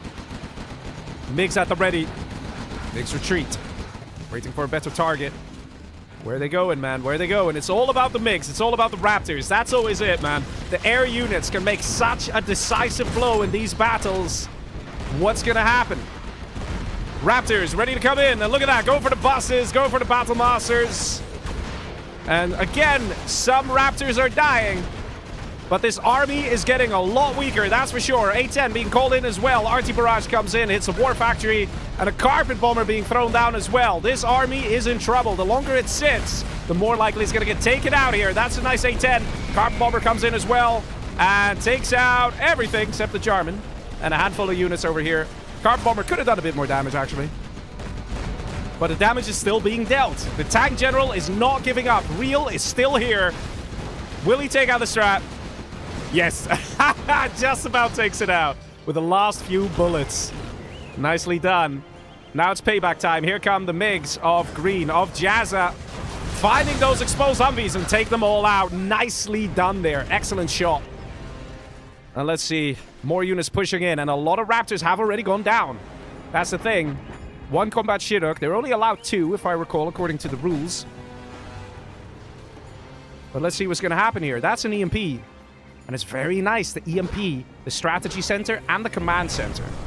Guys, tell me in the chat, why is that a good target? To EMP the Command Center and the Strat Center. Some of you might know this. But let's see, Gat Tanks moving in, catching the Raptors off guard. This is it. This is it. This is it. This definitely is it. And for those of you wondering, the EMP, what's that about? Basically, it means the Carpet Bomber that, you know, you want to send in can't be sent in for as long as this is EMP'd. And the General Powers are also frozen. You can't call in General Powers. Not while this thing is offline, while it's EMP'd. Well, let's see. A lot of MiGs circling here. A lot of pressure. A lot of pressure on OoE. Yeah, no General Powers, the Super Particle Cannon. Yeah, a couple of people realize. A Ruler as well in Twitch.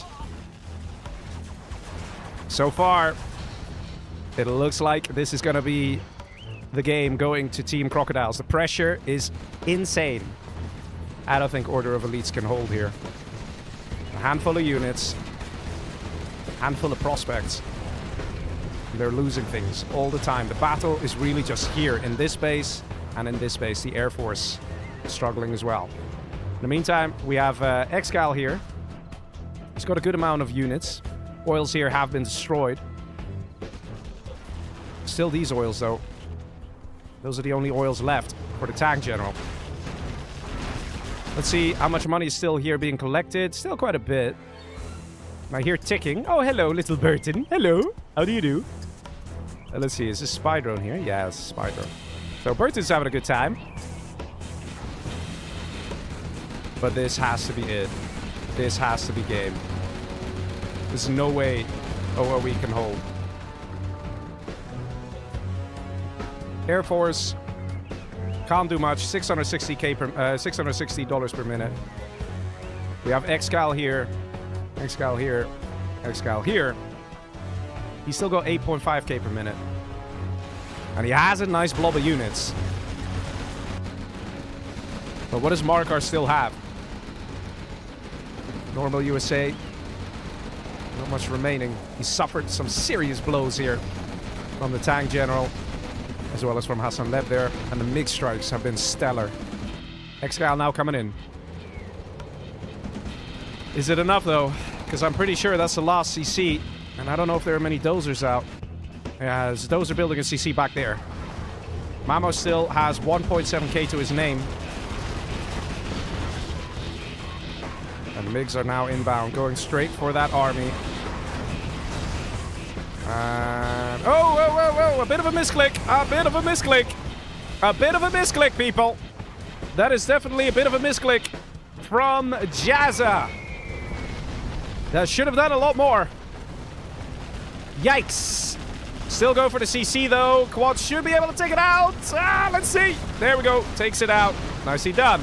Marakar still has radar. You can see it has a radar icon, which means the CC is already online, the new one. So Marakar is still technically here. Marakar's income is 0, but he does have a power plant, so he can... okay. That was an ally dozer, I think. Yeah, that was an ally dozer, the blue carpet bomb. I mean, he can still build 1 power plant and 1 supply. Right? That's it. But then afterwards, he's out. That's Mamo out, guys. I mean, Marakar out. Mamo doesn't have that much either. They do have middle. Look at this. Very cute. You need more than this, though. But hey, I guess every little bit helps. Let's see. We have a tunnel going up on the right-hand side here from Hassan Leb. Ooh.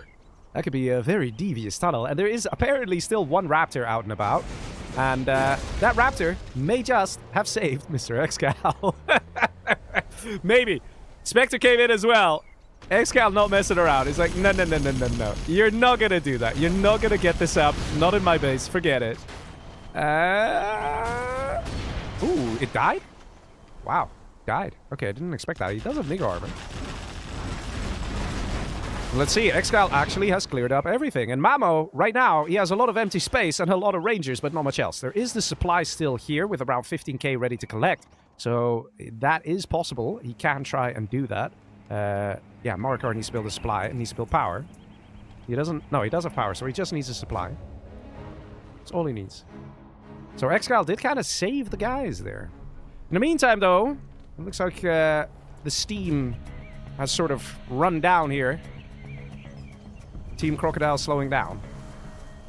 Oils have been destroyed. But, you know, they got some good general powers out of all of it.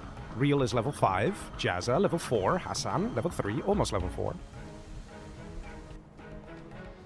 Yeah, just like that. It's like somebody flipped a switch. Just like that. All the armies have been destroyed. And the game slows down. Like crazy. Marakar is almost eliminated, right? He's got 0 cash per minute. He still has 2.9k. Why is he not building a drop... a supply? We've got a beacon here as well. I don't know if that beacon was like, oh, I'll build a supply here, but... why? What's the plan here of Marakar? He's level 4. He's got a general point he can spend as well. He's picking up a dozer. Maybe he's waiting. Maybe he's waiting to make sure that he's not being chased down by anyone. He's getting a dozer now. New units coming together. Gat tanks. Unit of choice. Carpet bomb. Yeah, why not? Look at that, man. Carpet bomb's so powerful, right? Almost takes out everything except for this thing. And that's a Spectre of Mamo. Is that going down here? Yes, it is.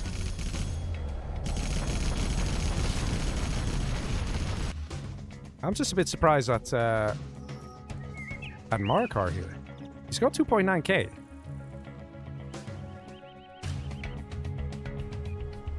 And he can come back if he wants.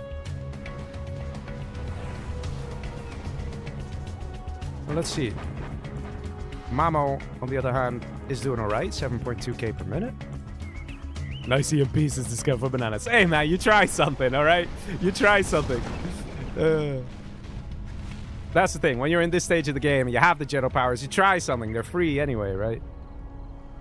Maybe the EMP hits all the Humvees. You know, you get all these vetted ones, so then you followed up with an RT, right? You never know. You never know. There's still a handful of Raptors out as well. And targeted choice seems to be the strategy center here of Mamo. Yeah, I'm not sure what's going on with Marakar. Still has 2.9k. Just, like, why not build a supply? A power and a supply? I mean, it's interesting that he's not doing that. Level 3 RT. Do we see Carpet Bomber? Oh, the Raptors! The Raptors, man. They tried to take out the Carpet Bomber. Didn't quite manage. Nicely done. Just in time, a Carpet Bomber was sent out by the Air Force General, Mr. Mamo. Let's see. Those got stolen here. The tunnel is now being built, but that gets denied instantly. And that was by Hassan Leb. So Hassan Leb, did you get power? Did you get it? Where's the power? Here's the power. So he's all happy, like... there was a Carpet Bomber, but it looks like that Carpet Bomber got denied. And Marakar still on 2.9k. I'm sure there's a good reason for it. That he's choosing not to get back in the game. Maybe he's just like, it's too risky if I do that. Let me save my money. So if my command center is taken out, I could get a new command center. So I can still help out with the A10 strikes. Maybe that's it. But in the previous match, we literally saw Mamo come back from the dead. When he was just trying, you know, constantly trying. Tank is on 20 bucks a minute. Yeah. Yeah, Jazza doesn't have much money. ReaL doesn't have much money either. They really went all out on their attacks. But they were just a little short, right? If they had a handful of units more, a handful of, like, good engagements here and there, that would have made a difference. They didn't go for secondary eco. They put everything into getting an army out. And now it's actually OoE. That's making a serious comeback. Oh, wow. The Raptor getting taken out by the bus. That's the thing. They were doing great when they had all the oil. They were loving life when they had all the oil. But then the oil got destroyed by Mr. ExCaL there as well. Now you're seeing the difference. Expect a gunship coming in from the blue player.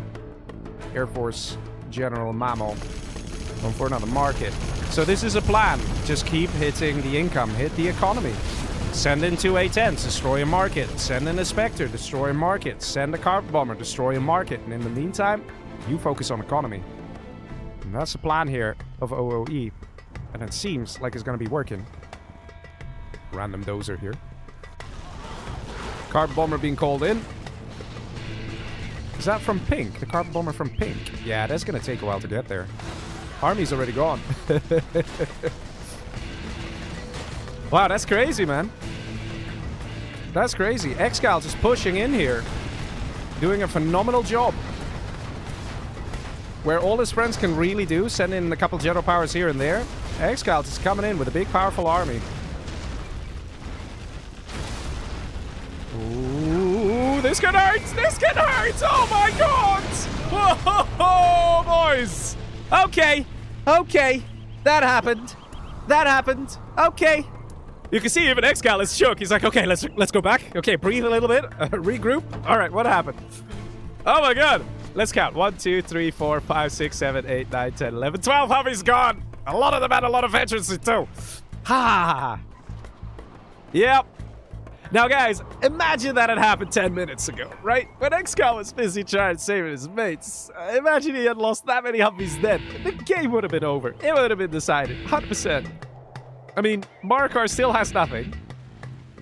And Mamo is just trying to hold on. 3k per minute. He's trying to build the drop zones wherever he can. He's got his hold the line back up. Also, I'm actually kind of surprised. They're not using this little trick, you know? There's a little trick, guys, that you can do with the drop zones. It's a little trick. I'm not supposed to say these things, man, but there's a trick. You can give money to your allies. It's a trick. What's the trick? You guys know the trick? Footlong Icicle says, what name? Oh? What is this name? Nice. Alright, so basically the trick is Speak Celtic. What? No? What? Basically, the trick is you just build the supply drop zones right next to the other buildings. So, here's the thing, right? Pro tip, guys. Pro tip. So, you can't build right here, right? So, the CC is basically this, the box I'm drawing. That's the size. So, you can build a supply drop zone here, right? And then when the plane drops, the crates will fall from the sky, and they will land on the command center of Mr. Marakar here, and he gets the money. He gets the money, all right? Not all the money, but some money. So, you know, if your ally's low on cash, and you have the cash, yeah, what's 1 or 2 drop zones like that, right? You can help a friend out a lot. But I guess ExCaL has other plans. He's saying, screw this, I'm coming in guns blazing. Backed up by a couple of Raptors there. An emergency repair came in as well. ExCaL level 5. Ahmad says, we know that trick. Yeah, it's a cool trick. It's a cool trick. They could do it. Spectres, slightly off topic. Ooh, look at that arty. Actually took out some stuff there. A10 comes in. Hey, not bad, not bad. Takes out a load of units. In the meantime, what do we have on the side here? Double A10. Again, go for the markets. And ExCal's like, well, if I can't go over there on the right side because it's so heavily fortified, I'll just go over here, where it probably isn't as fortified. And he's right. There's only a barracks here. Just take it out and you can drive straight in. MiGs at the ready. Let's see it. Yeah, that's it. Jazza has been on 0 cash per minute for a while now. Jazza is level 5. Still has general power he can throw in. And oh my god, almost again. Almost. Almost again. Yeah, okay, now the mine drop. The mine drop. Man, this is like parkour, isn't it? He just jump over all the obstacles. That's crazy. Ah, that came close. That came very close. That came very close. Yeah, build a drop zone behind the CC, says BYW. Exactly, man. Exactly. If your mate is low on money, just do that. EMP coming in as well. Man, ExCal's just dodging general powers at this point, man. That's all he's doing.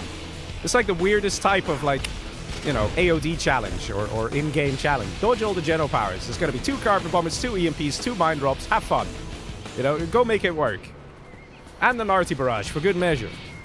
You know, don't lose your Humvee army. If you don't lose your Humvee army, you win the game. Haha. Oh my god, I still can't believe how close Team Crocodiles came here to winning this game. Guys, they came so close. Marakar has basically been KO'd. He's finally spent his money, Marakar. Not sure on what. He's still on 0k per minute. And Mamo has clawed back somewhat. He's still on 1k per minute. And ExCal's doing all the rest. Having a great time. We've got a beacon here saying, oi, oi, oi, there's a worker on the bike. But look at ExCal, man. He don't care. He's coming in with Humvees anyway. After he dodged all the 17 general powers, army's still there. And he's going to punish these guys for it. I think the first person who's going to give the GG is Mr. Jazza, because he's got literally nothing. Does he have any MiGs? Nope. No MiGs. He's got the airfields, but he doesn't have the money to build the MiGs. Is that a stealth fighter? What? A stealth fighter from Mr. Mamo. Now he's just having fun. Now Mamo's just having fun. Another carpet bomber. Another carpet bomber. Do we dodge it? Mostly. Not too bad. Anthrax bomb now coming in as well. Also a fun thing to dodge. Why not? We've had all the other general powers. Might as well have an Anthrax bomb as well. How will ExCaL dodge that one? It's like, yes, ExCaL, but can you dodge an Anthrax bomb? Let's see. Let's see. Probably not. That's gonna hit. That's definitely gonna hit. Yeah, that's hitting. Oh. Ah. Yeah. Ah, ha, ha. And then the mines. Oh. Oh, yes. It really is. It really is modern day parkour. General 0 Hour Edition, isn't it? Everything is slowly trying to kill you with all the general powers. Oh my god. It's crazy. Look at this. Another carpet bomber. He was about to move back down. He was about to do it. Ahmad says, no ambulance. True, but he doesn't need one because all the Humvees are fetted up, right? All of them. It's quite crazy. It's like ExCaL is playing some DEFCON mayhem. All his units are Vet 3. But the other guys don't have that advantage by the looks of things. He's just making it work. He's just making it work. You know what I think the problem is, guys? I think Team Crocodiles needs more general powers. Oh my god. I mean, props to ExCaL for still having this many Humvees left, right? After dodging that many. Let's see. We got some Raptors here. Oh, wow. Look at that. Gorgeous. You guys caught that? Stealth fighter evacs the tunnel. Raptors come in just as the units are evacuated. So the Raptors already dealt some good damage to that battle bus there. This is it. This is it. Pink is out. Green is out. Only Hassan Leb remains. Only Hassan Leb remains. 10k income for Hassan Leb. 0 for Jazza. Has been for a while. ReaL, yeah, that's not much. Marakar 0. And Marakar, Mamo has some income. Actually, to be honest, he's getting quite a few back online here. I mean, you would think that you would spread them out big enough, like far enough, that a single arty barrage won't kill 2 of them. But he is coming back. And here's just a handful of hackers. That's it. That's Pink out. OoE somehow is doing this. Somehow. When they had nothing. When they were beaten back. When they had tank general armies in their base.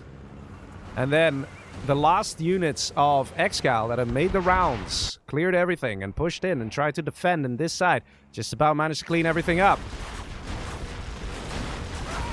ExCaL started growing that army. And he's been getting stronger ever since. Marakar has income. What? How does Marakar have income? Did they do that thing where he's built wait. Where's Marakar's stuff? Marakar, where's his stuff, bro?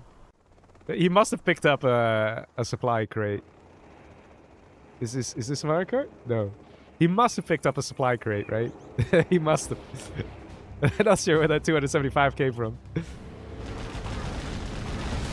ExCaL is just crazy, says Wissam. I know, man. I know. Look at this. The Humvees don't care. They just engage whatever at this point. They're all Vet 3. Raptors flying in. Gonna take out the power. And do we have a CC out? We don't have a CC out. So that is no more power for Hassan Leb. Just like that. Rebel ambush! And there we go. Finally! Finally, this army of ExCaL has been destroyed. Ladies and gentlemen, it took around 17 minutes to get rid of that army, but we got there. And ExCaL was like, I'll just build a new one instead. There we go. ExCaL with a new army. Army 2.0. This time loaded up with missile defenders and probably a couple of snipers for good measure.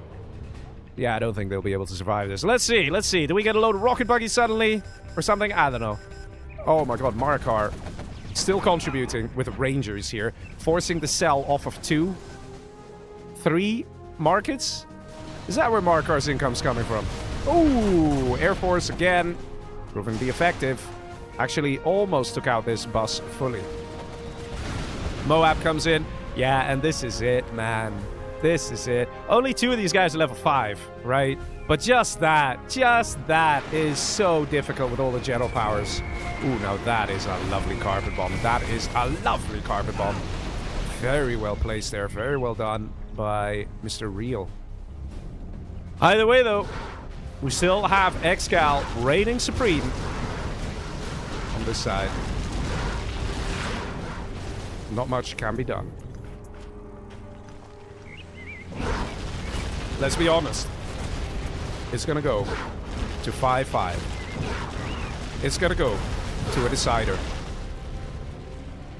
It's best of 11. A race to 6 victories. The team that gets 6 victories wins the championship, wins the title, and wins $4,500 US, real money. That's nice. For a nice couple of evenings of 0 hour, right?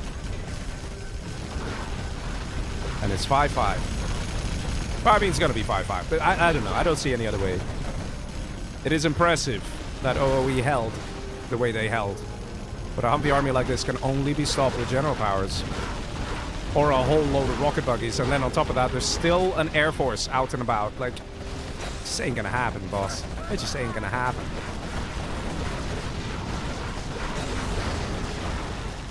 Anthrax bomb. But there is an ammo this time.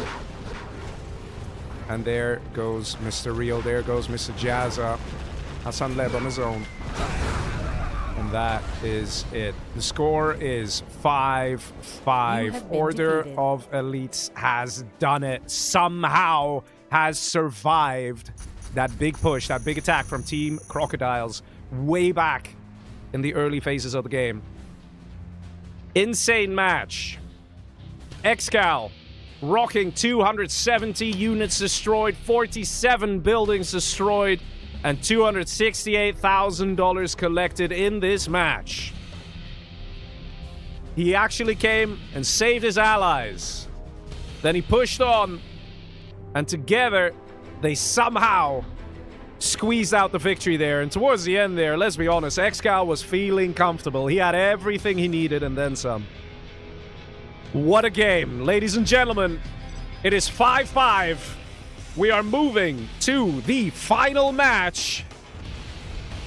Match K. For those of you wondering, Leggy, why are there more matches? It's an anti-spoiler, guys. Come on.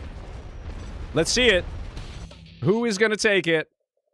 And if I recall, wait a minute. If I recall, they have to play a mirror match, right? They have to play a mirror match. So let me double check here that they are doing that. Let's see. The armies. Yeah, in fact, look. It's a mirror match. So you can see it's Nuke, Air, and Tox. Nuke, Air, and Tox. So both teams have the same armies, right? So we can see over here, ReaL is Tox in general. Jazza is Air Force. And on the right, we have Hassan Leb as Nuke. And they are facing against Order of Elites over here, which is Nuke. And then over here, yeah, Nuke for ExCaL, Air Force for Mamo, and Marakar, Tox in general. There we go. Ladies and gentlemen, you are watching the final match of the World Championship Twilight Flame 50K 3v3 tournament. Very graciously sponsored by Oxygen and organized by Pocha? Pocha? Poca? I don't know. I'm sorry. I'm sorry. He's been the main organizer as far as I know. He's done a great job as well. But let's see, guys. Let's get ready for the final match. Pressure is mounting here. It all comes down to this, right? No mistakes. One mistake costs you the game, costs you the tournament. There is that. Let's see what the players decide to do. We're gonna get another drop. Mr. Jazza. Let's see. Over here, we're getting a drop as well. From Mr. Mamo. Where are these Chinooks gonna go? Jazza coming in for the oils on this side. Gonna try and find a worker. Finds a worker. And will that get killed in time? Oh, it goes up. Tunnel is established. And let's see, in the middle, we have a barracks placed down by Mamo.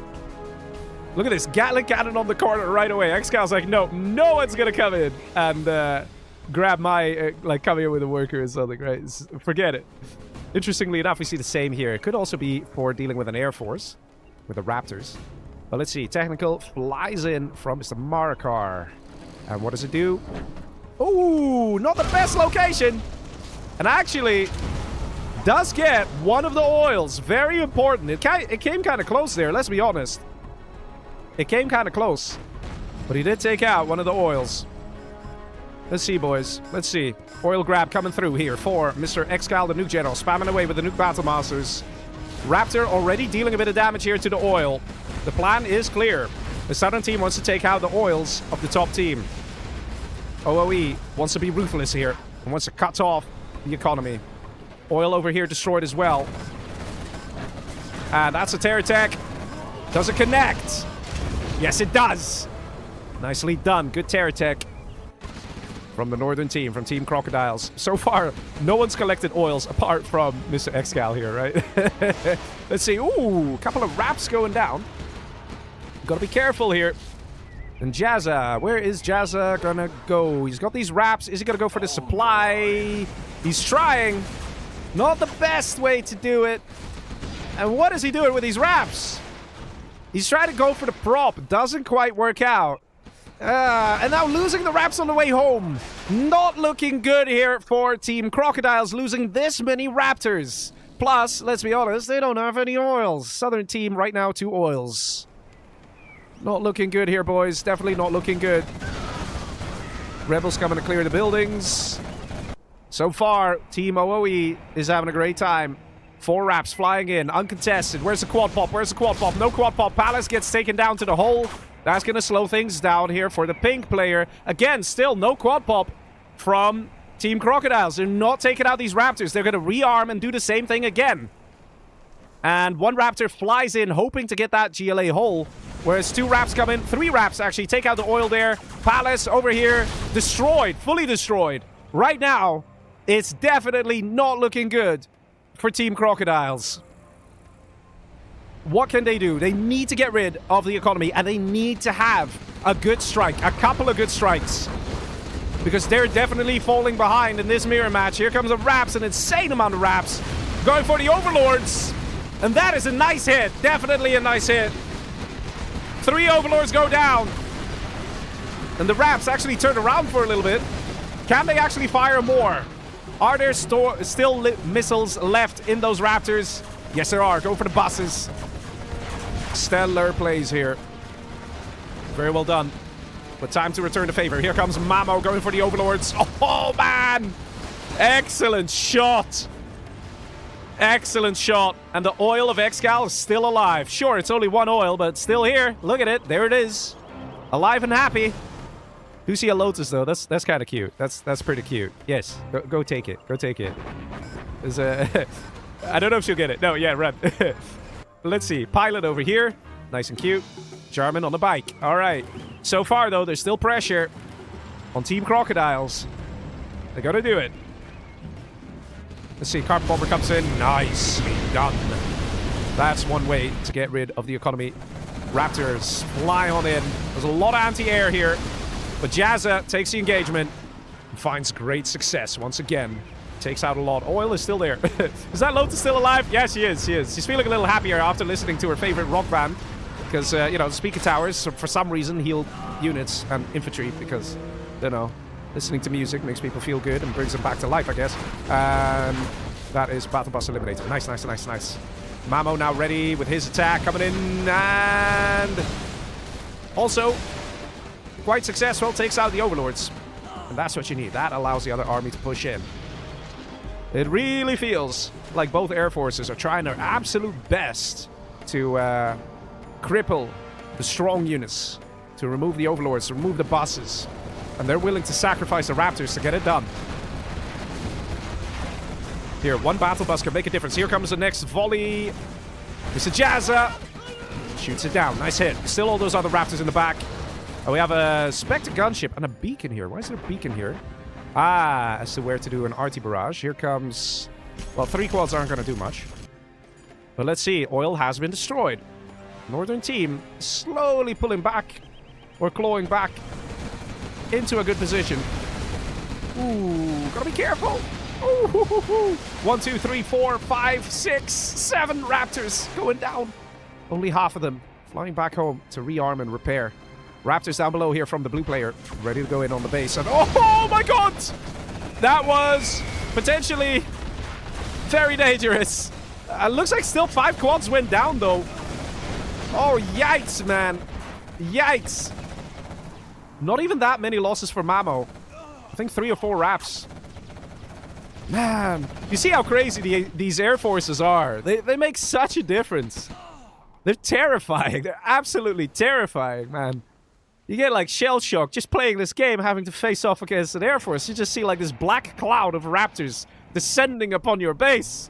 And you just hope that it's your colors, your banner, your teammate who's flying the Raptors. Because otherwise you're in trouble, man. Yikes. The damage. Let's see. Targeting drop zone here. Going for the secondary economy. And let's see. Some random dozers getting destroyed. Was that because of... Ooh, was that a cast steal? They did a cast steal. Legend. That was red. I think that was Hassan Lev. You see, sometimes people still do the cast steal. Because it's fun, alright? Alright, let's see. Raptors fly in once again. This time going for the tunnels. And I think that's a good idea as well. Go for the tunnels. You get a lot of experience. A lot of experience.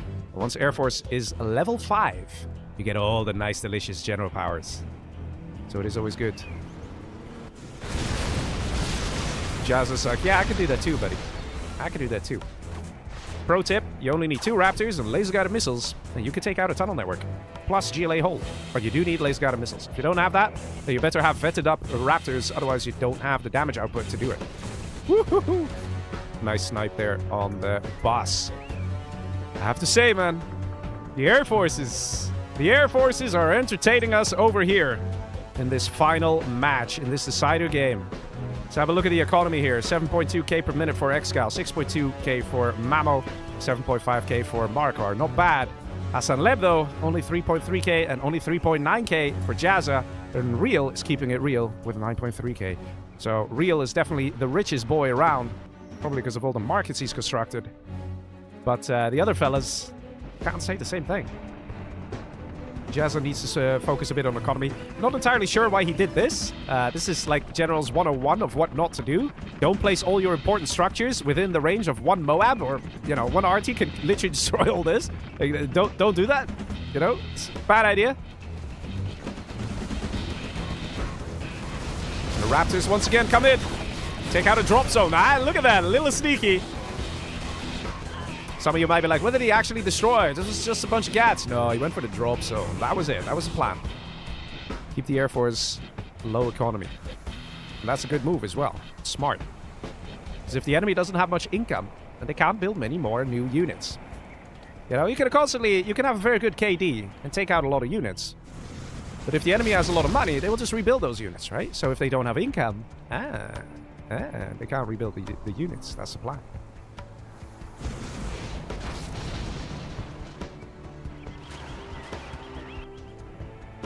Let's see, the Raptors really are dominating this game though, right? A10 flies in.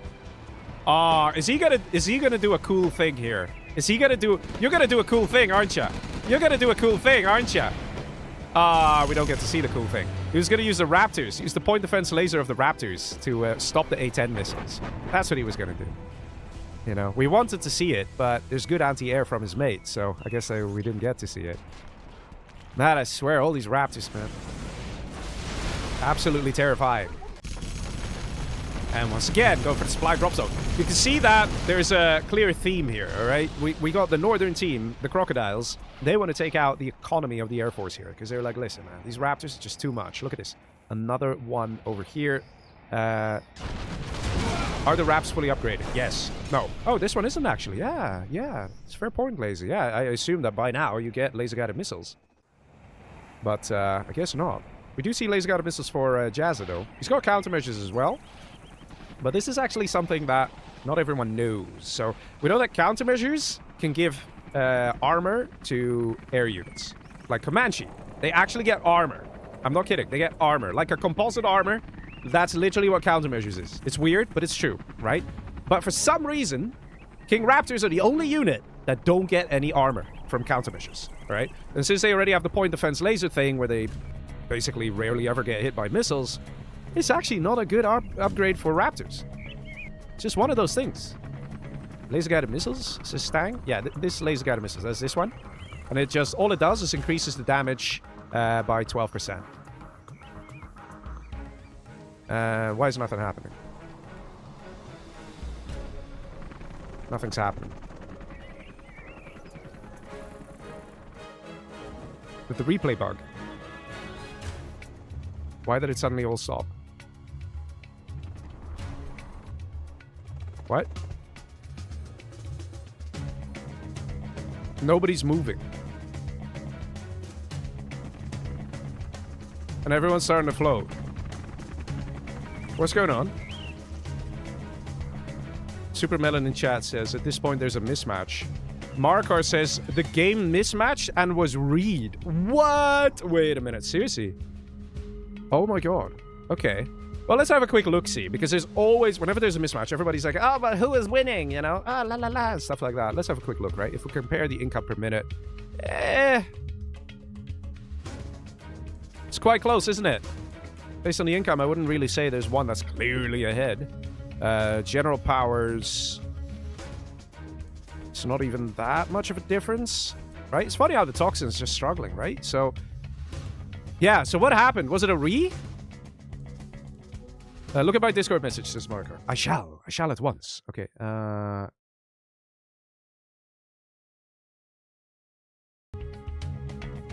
okay, despite clear advantage. Okay, who has the clear advantage? Let's have a quick look here, right? Let's quickly assess. So apparently the game was read. Air Force, Power, GLA on equal. Eco clearly doesn't have a lead in an air with Eco too. Well, let's see. So yeah, Mamo has Eco. Jazza doesn't have much Eco. I'll give you that. I mean, the real question is, when this happens, like, would you say there's an obvious winner? Based on how the matches have been tonight, my vote... Oh, yeah, there it is. Okay.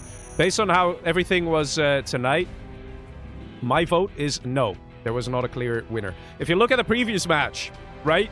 The one where ExCaL basically saved his mates and dealt so much damage, you can see how things can spin around. It can. I don't think there was a clear winner. But that's just my opinion. That's just my opinion. Okay. That's crazy, boys. So we do actually have another match. I was sent these replays. I was like, man, for sure, this doesn't make sense. It's best of 11. Look how many letters there are. It's way more matches. So this is another match. Hang on. How many more matches are there? Wait. The next replay is L then? Why do we have another 2 replays? Hang on. I need some water here. I need to... Okay. I think if there was a third page hit, it would have decided a clear winner. Oh, man. All right. Well, here we go. I guess that restarts it. But yeah, I do understand that some people might feel that it was leaning slightly more to one side than the other side. But I don't think it was clearly one team who was ahead by a significant jump. Let's put it that way. Again, that's just my opinion. I'm just a streamer. At the end of the day, it's not my decision. It's the decision of the judge of the tournament and stuff like that. But all right, so we actually had another match. Crazy, man. We have 2 more mismatches since beginning after the end. I don't know. I just got sent the replays and was told, don't worry, I've made them anti-spoiler. That's what I was told. So, I mean, all right. Notch in chat says, I think it was 55% for OoE. Well, yeah, that's the thing, right? Where do you draw the line, right? Let's say it was 75%, 25%, right? Would that be acceptable? Would you say, yeah, then you should count it a victory? Would you say, oh, even if it's 60-40, you should count it as a victory, right? It gets very difficult. And ultimately, it's up to the tournament host to decide what to do, right? That's kind of the thing. But yes, I've already jumped into the next match, guys. But the armies are the same, so I'm not going to reintroduce them as well. We know the exact same, like, sort of builds. Well, they're not going to do the exact same builds, but you get it. But yeah, I do want to quickly touch on this as well.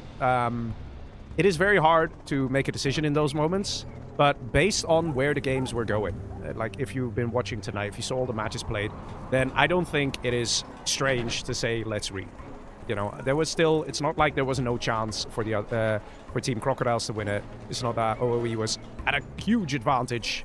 Not as such. I mean, yeah, okay, they had a bit of an advantage, but, you know, who knows what 5 minutes of gameplay would do, or like 3 miss micros in a row, you know what I mean? So, but yeah. Anyway, ladies and gentlemen, here we are again in the 5-5 decider. But this time it's a rematch. New chances. Now let's see. Last time around, OoE came in nice and strong, dealt some good damage. See the Terror Tech again, but, you know, it could be argued that this time they were expecting it. Whoa! But somehow, it's more effective. Look at that. Nicely done by Mr. Marakar. Takes out some oils and a bit of pride of the pink player ReaL. Oh my god, that Toxic Trooper, man. Marakar's having a good time. I think we can all agree on that. In this rematch, he's definitely feeling it. Oil grab comes through for the Southern team. And let's see, oil over here already destroyed. I have to say, though, this is also a very good start for OoE, but it's even better than the previous match, I think. Look at this, all oil's already destroyed, but here, look at this, 2. And, okay, these are gone, but, like, it's still 2. It's still 2. It's still looking nice, still going good. Still going well. See a lot of GAT tanks flourishing. Having a good time in the middle. Let's see, hold the line already out. And look at this, already throwing down the drop zone. Look at that. Very interesting plays. Once again, there's a load of Raptors out. Look how many Raptors, guys. It's crazy, right? It's crazy. Quads over here. And right now, keeping this alive will be very helpful. Jazza has other plans, though. Coming in. Takes out the 3 quads there. Oh, this one parked behind the barracks. Keeps it alive. And that's a vented quad as well. He's going to shred, boys. He's going to shred.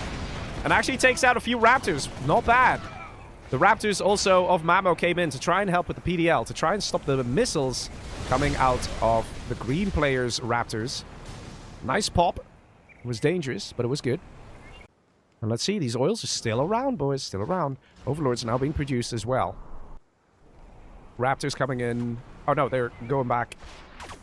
They were busy dealing damage here. Look, this is what happens if you don't have laser-guided missiles. You see? The hull survives, and this rebuilds. Now, you could even argue it's not the worst thing, right? Because this is really nice for harvesting XP as an Air Force. It's really nice. So you get yourself to level 3 nice and quick. And getting yourself to level 3 is very nice because then you're allowed to use the Carpet Bomber. In these Twilight Flame Pro Rules, you're not allowed to use the Carpet Bomber until you are level 3. Which we can very nicely see now, right? So, ooh, that is a nice hit. That is a very nice hit indeed. Overlord's pushing in. We need to see some air support coming in. Take it out. These China units. And here it is. Mr. Mamo on standby. Ready to push in. Positioning the Raptors. Bus comes in to distract the Gat tanks. And here comes that airstrike. And hits basically everything. 2 Overlords just about survive. One gets taken out by the quads. And the other one gets taken out as well. Nicely done. Look at that. Some serious damage here, man. I swear, these Air Forces, it's almost like, why are we building Overlords? They're just gonna blow up. Raptors are just coming, and they're gonna do it. Look at this. More Raptors coming in. Bye-bye, Overlords. Bye-bye everything.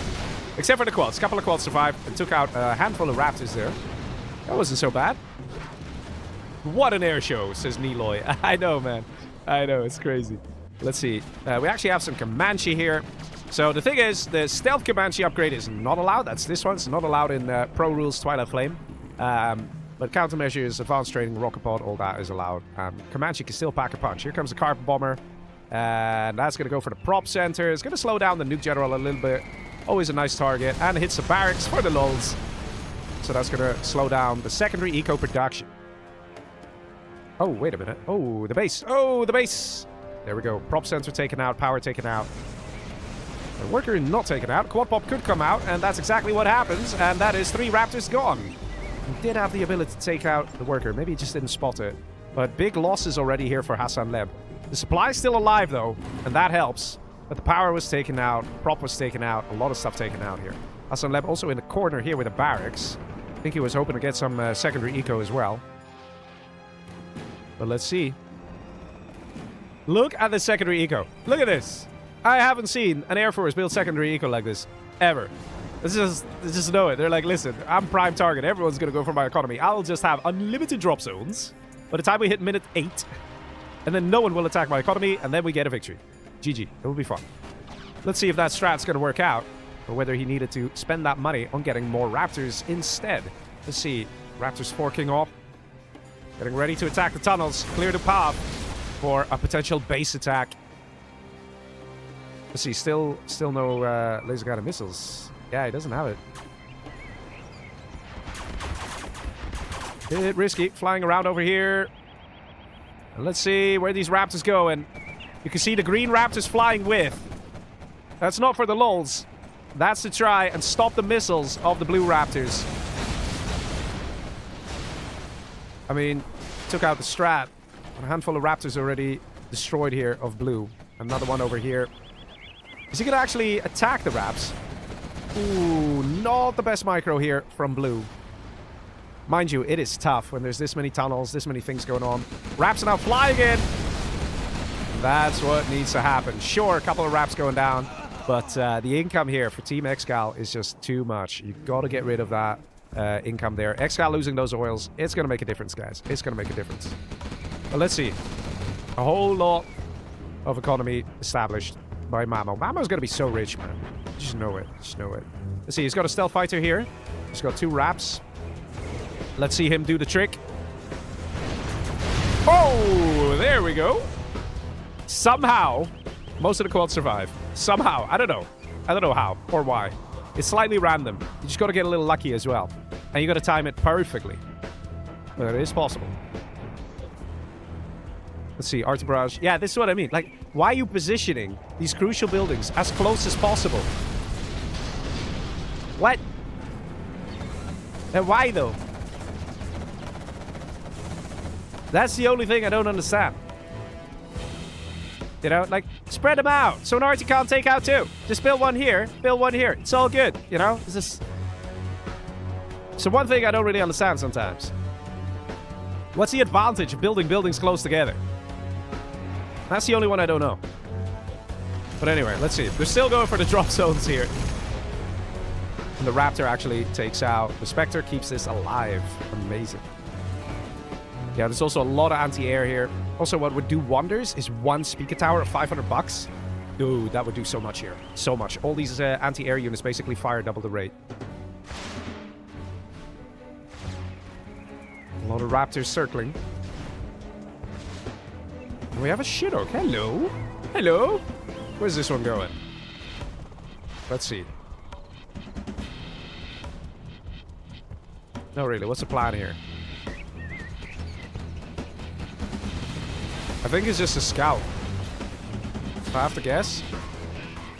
Maybe his USA intelligence wasn't ready. So he can use the Raptors to clear the defenses. Look at this guy. He's really honing in on those defenses, right? And look at Jazza's XP. He's having a good time taking out a lot of stuff. Let's see. Do we have AP bullets, actually? Don't have AP bullets.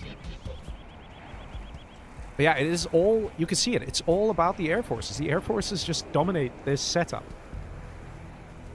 See another stealth fighter coming in. Mamo's going to try the same trick again. Let's see. Yeah, too late, too late. Still worked. It still worked. Look at that, boys. That's how you do it. That's how you do it. Raps coming in. I'm going to go for some black markets. The PDL here of the green Raptors. Helped a little bit. Not quite enough. Carbon Bomber moving in on the left side. That's the B2 Carbon Bomber. Yes, it is. Carbon Bomber of the Air Force General Mamo coming in. If these Raps are noticing it, maybe they could take it out. Ooh, no, I thought for a sec they might. And that is a destroyed palace, I'm pretty sure. Yeah, just about rebuilding because of the hole. Yeah, this is so tough, man. This is so tough. And it's really interesting that Mamo really has to work on the double, getting all these supply drop zones up, while at the same time dictating how the game is going to be played with those Raptors. The same has to be said for Jazza here, but Jazza's income here, huge difference. We literally have 4 times more economy for Mamo than for Jazza. And that kind of spells doom here for the northern team. They're kind of going to be like in trouble if they don't have the income to keep making new units. A few Commanche here, I'm not entirely sure what the plan is, but notice how the entire match has basically, everybody's turned into a statue here. The only ones playing are the Air Force, right? Because if you do build a big army and you go attack, guess what's going to happen? A bunch of Raptors will just take it out. So it's better to focus on income to the point where you are way ahead, that even if all these Raptors take out an army, you have a second army backing up that main army. Risky, risky. Let's see where this is going to go. Do we see a quad pop? No quad pop. Is that the command center? It is the command center. And do we see the dozers? Is Dozer still here? Dozer still alive. But that is a command center out, ladies and gentlemen. That is a command center out. Panic stations here for Mr. Jazza, as he might just get Dozer onto it if he's not careful. Do we have a Spectre gunship coming in? Something to deal with this guy. Is that the last Dozer? I think it might just be. I think that might be the last Dozer. And that is absolutely terrifying. All the Raps here. The green Raps. They'll probably keep circling here. Keep this guy alive. Where's the follow-up from the southern team? Is that everything? Was that everything that Mamo had? This was so crucial, so scary. Look at these Raps panicking, flying around here in circles, just in case a bunch of Commanche show up or something. Nothing. No follow-up. Oh my god. What an opportunity that was to annihilate the Air Force Jazza right there. Jazza level 5. Mamo level 5. 2 Air Force generals. Yikes, man. He didn't have general powers? I mean, ExCaL's level 4. Maybe a rebel ambush? Like, imagine, guys. Ramos says, yeah, got lucky there. Got very lucky. I swear, man, if that dozer went down, unless he targeted it and was convinced that the dozer hunt was completed, because, you know, there was a lot of smoke and a lot of dust. Well, let's see. Oh, let's see. In the meantime, Marakar has stolen Air Force, having a good time. Now getting a strat center up. Oh my god, man. That came really close here. And why is there randomly a rap here from Mamo? Yeah, I think Hassan Leb is wondering the same thing. He's like, let's do something about that. I mean, that's crazy, man. That's crazy. How close that came to just getting rid of this guy. That being said, though, Jazza is out of money. He's got $990 collected. I mean, $660 per minute now. That's all he's got. Got a nice raid coming in from Masho. Thank you very much. We're watching the World Championship 3 vs 3 Twilight Flame 50k. And this is the final match that you guys are tuning into. The score is 5-5 in a race to 6 victories. And the winning team will take home 4,500 real US dollars. So there's a lot on the line. And so far, I have to say, things are looking good for OoE here. Because they've dealt some very good damage to Jazza, who's now on 0 cash per minute. Let's see. Leaflet gets intercepted. An attack is happening. The northern team knows it. They know they're going to be careful. But perhaps their window of opportunity is closing. Marakar has stolen Air Force General. And he has Search and Destroy. He's got buses here. He can absolutely shred these squads. We need some Raptors here to deal with this. Oh my god, man. I can't see any way forward at this point. But that Order of Elites is going to take it. Jazza is out of money. Sure, he's level 5. He's still going to be able to contribute a lot. But he's just out of money, man. He's got no cash, no income. He's going to use the general powers. That's what he will do. And it's going to work. But it looks like OoE is already targeting the next income. The income of the next player. Look at that. Internet center wiped clean. Nicely done. Attack coming in. Is that a Moab? Yes, it is. Does it actually connect? It hits the Overlord. That's what matters most. Still, huge armies coming in. OoE is under threat. But they should be able to hold. They have all the ingredients. They are rich. They have Marakar with Search and Destroy here. There were some Toxin buses. He's probably producing a lot more. Yeah, here we go. Reinforcements coming from the west. And the buses dealing good damage here. Yeah, this is it, boys. This is it. This is a last effort from Team Crocodiles as they recognize they are running out of money. Hassan Leb only 4.7k per minute. Not that much. Let's have a quick look at the income. Where does he have his hackers? He's got a few over here, kind of exposed. A few over here. Yeah, there's not that much. ReaL also stole Air Force, so he's going to be happy. ReaL does have a very nice income, 22k per minute. But to be honest, just Marakar is already ahead. Let's see, the longer this match goes on, the more it's going to be Marakar versus ReaL. If you look at it, the cash of the other players is just not that much, but Mamo's still hanging in there, right? He's hanging in there, 14k. I do think all the general powers keep going on him, though. There is that. And here we go, sneak attack on the right-hand side. This is what it's about. Is it going to succeed? No. Fast Toxin Rebel ambush. He's trying to take him out. There we go. He's somewhat managing. Here are the Raps, though. Here are the Raps. And that's it. Unless a whole load of Avengers will come out. That ain't gonna work. That ain't gonna work, Ross. Let's see. Mamo's still strong with the Raptors. RT Barrage comes in. And actually, never mind. The RT going on the strat center of Marakar. So it looks like Team Crocodiles wants to go in for one final push. They want to do it. Taking out the strat center is what it's all about. Beacon here from Marakar saying we need to get rid of the strat center of Mr. ReaL. He also has Search and Destroy, which also increases the range by 20%. A10 comes in, takes out two drop zones that were also conveniently next to each other.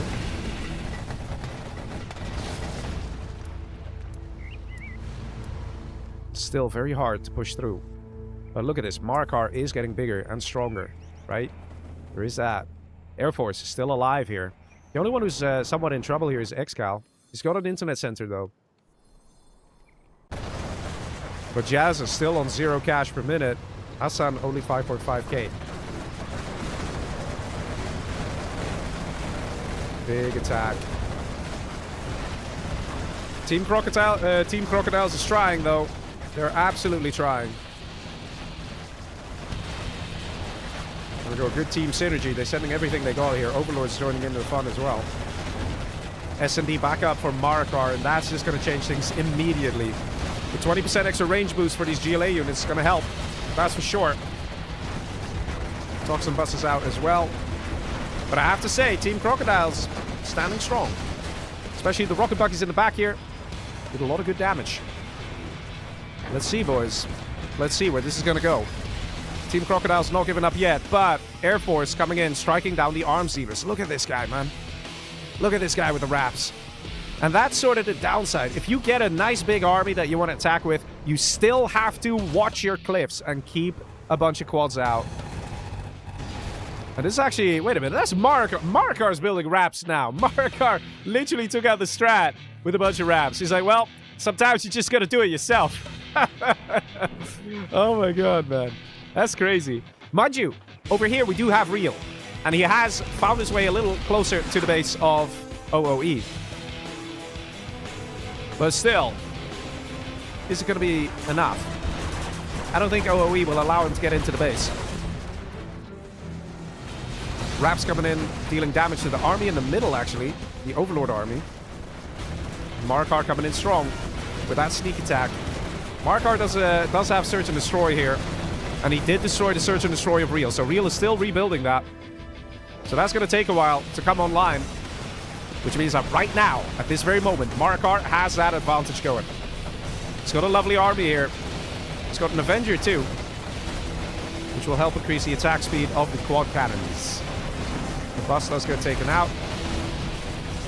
But one thing's for sure, it's looking kind of scary for the players. Humvees now moving in as well. Humvees from the Air Force General, Mr. Mamo. Sneak attack, still alive. Takes a bit of damage, new tunnels going up. Ladies and gentlemen, it looks like this is the beginning of the end here for Team Crocodiles. They're struggling, absolutely struggling to keep the armies at bay. The armies of Order of Elites. Mamo over here with Humvees, absolutely shredding everything here. And at the same time, we have a very powerful Marakar with Search and Destroy technology. With the quads, tunnels going up. He's building a barracks as well. He's probably going to get some angry mobs. Bus is coming out as well. This is it. This has to be it. Command center of Hassan Lev destroyed. Humvees over here absolutely destroying everything. New CC is going to go up here on the right. Maybe. Depends if Pink can come and support on this side with this tunnel. Maybe. But he's already busy. He's got his hands full here on Marakar. Marakar keeps on pumping, keeps on pushing. Marakar rocking 37k per minute. And ReaL is on 21k per minute. He just can't compete. He can't compete. Even if he were to build the exact same units, he can't compete. The economy is just too much. Look at the damage, boys.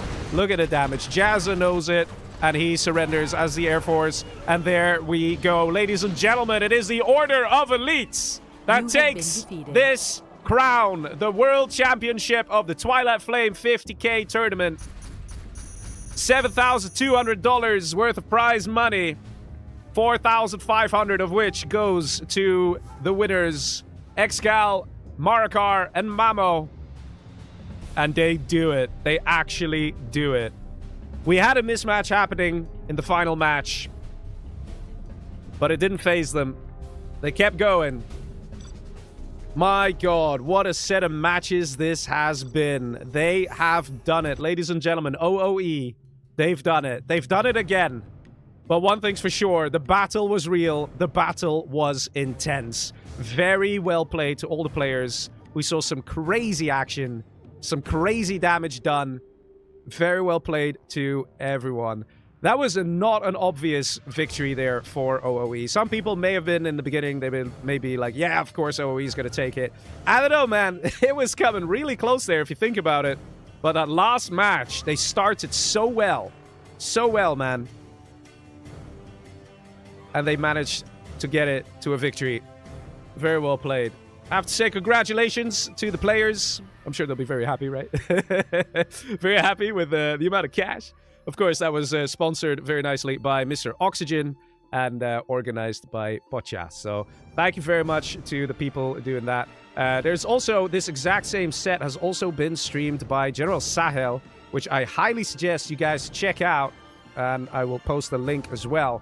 And he's done it in Arabic. He's actually the one who streamed this live. So go show him some support and watch it from his point of view. He's done an amazing job as well. And yeah, ladies and gentlemen, if you want to see any more information of this tournament, they're all in the description of the YouTube video. If you're on Twitch, you want to get access to the description thing, just do !YT in the chat and it'll give you the link. And you can see it there.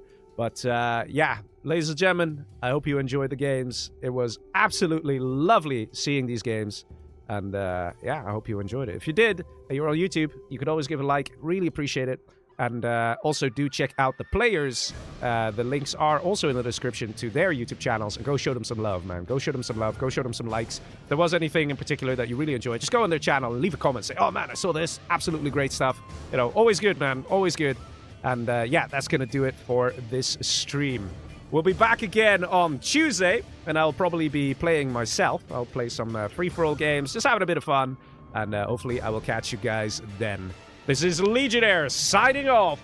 Good night, everybody, and see ya.